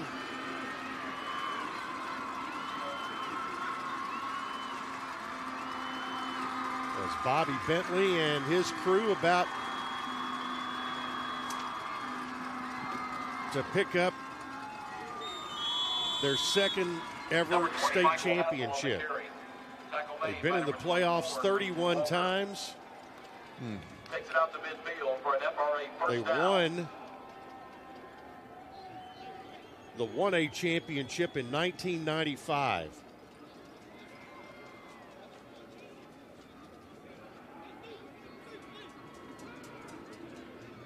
Just a true to Well, dominant. they've also won, this will be their 6th championship. They won the Division I 1A championship in 95, Division II Class A in 97, 98, Division II Class AA in 2001 and 2003, and they're about to pick it up again here as the clock will hit triple zeros. They're going to get Bobby Bentley. Truly dominating, Chip. It was a dominating performance today. They just, FRA is going to be back. I'm going to say that. He's going to be back. But they just ran into a team that was just, they played better. They're better today than FRA was. Well, they're a happy bunch, and Luke Bryan would say the Cowboys and Plowboys are pretty happy over there on that sideline, and along with his son as part of this BGA team. But 61-27 is going to be your final score today in the Division II Class 2A championship. And we'll have the presentation of the trophies in just a moment. Jill Jelnick is currently efforting to get Bobby Bentley, and not a great day to get the old Gatorade bath. No. With a 39-degree day. And let's take it down to the field. Jill Jelnick with a happy Bobby Bentley. Thank you, Chip. Coach Bentley, your quarterback, Hayden Marable, responsible for 7 touchdowns today. How was he able to perform so well on the biggest stage? He's a pro. I mean, he comes to practice every day, ready and prepared for all the checks.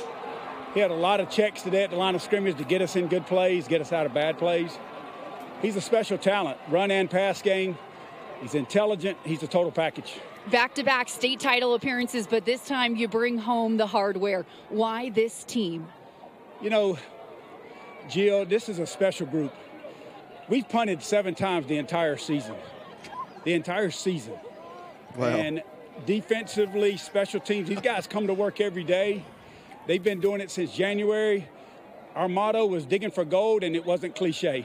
We wanted to go dig for gold.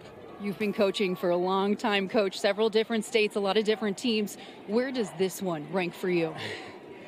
You know, my wife and my kids were talking. They're here at the game, and this is a special group. This is one of those at the top. Just because of these guys, they've done so much, and this staff has done so much and worked. And they really epitomizes what we said, let's go dig for gold, and they did it. Thank you, Coach Bentley. Congratulations. Celebrate with your team. Thank you, Jill. BGA on top, 61-27 FRA for the Division II AA state title. Stay with us. Trophy presentation and much more up next.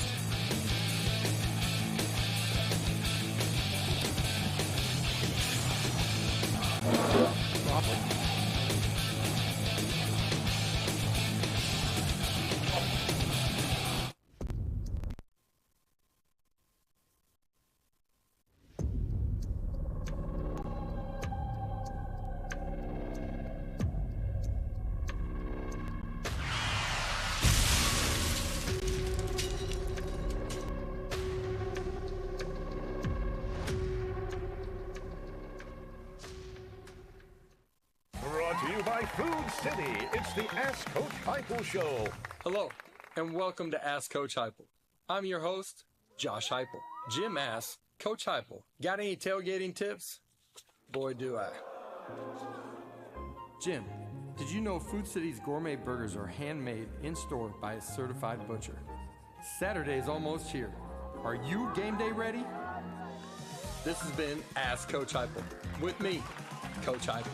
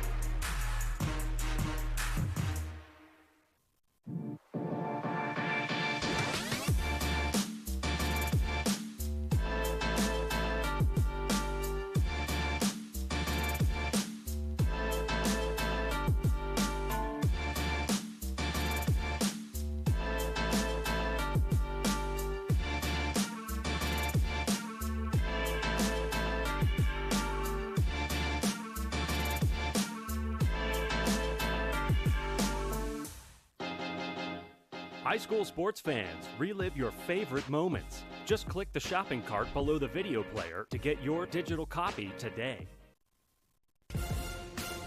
Well, the celebration is on in Williamson County as Battleground Academy knocks off Franklin Road Academy 61-27. They were 12 miles apart. Their campuses 53 1/3 yards apart on their sidelines today.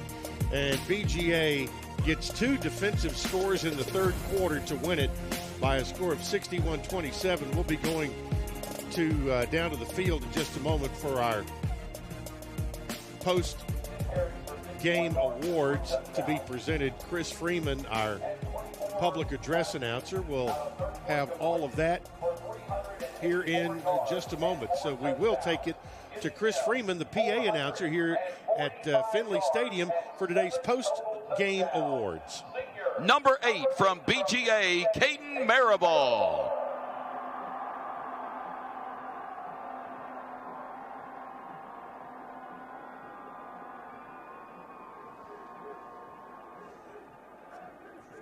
The Tennessee Army National Guard delivers big-time benefits for only a part-time commitment. Stay close to home, learn career skills, and make bonds that last a lifetime. Your legacy is out there waiting on you. NationalGuard.com/TN. Congratulations to Caden Marable. A day of days for that young man. And now to present our team awards are David Ellis from Blue Cross Blue Shield of Tennessee, Mark Reeves, Executive Director of the TSSAA, and members of the TSSAA Board of Control. Blue Cross Bowl Division II, Class AA runner-up coach from FRA, Justin Geisinger. Kelly, Justin Geisinger's done a heck of a job with this group. It really has, and this is not the last time you're going to see these young men, I promise you. They got a really good football team. They just ran up against it today, George. Or Chip, not George, but Chip.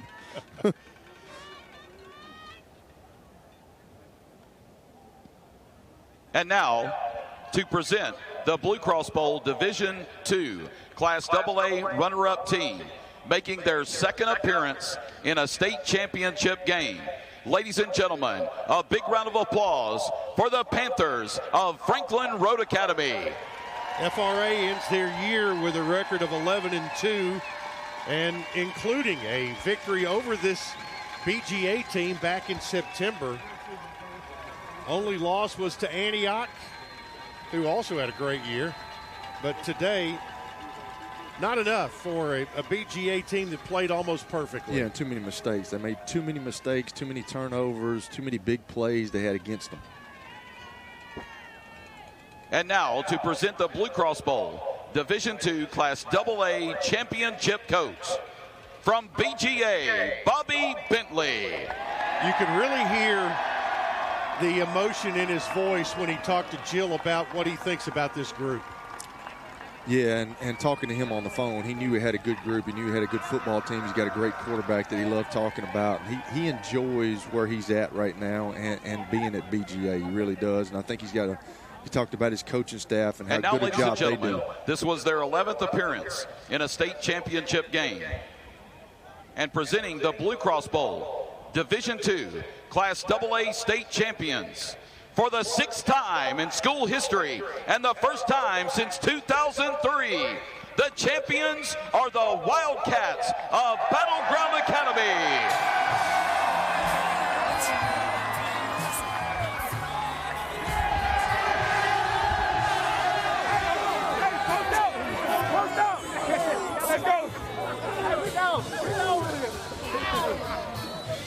Champions in 1995, 97, 98, 2001, and 2003. There are the BGA Wildcats. Our thanks to the city of Chattanooga this weekend for hosting the Blue Cross Championship games, and to our partners at the TSSAA for all their hospitality. Our executive producer, Corey Steinecker, producer Skip McMillan, director David Dowd, and our broadcast partners, Kelly Holcomb and Jill Jelnick. I'm Chip Walters saying so long from Finley Stadium, where BGA defeats FRA 61-27 to win the Division II Class 2A championships for 2025. Coming up at 3 o'clock, it's USJ against Nashville Christian in the Division II Class A championship game, and it's all right here on the NFHS Network. Good afternoon from Chattanooga.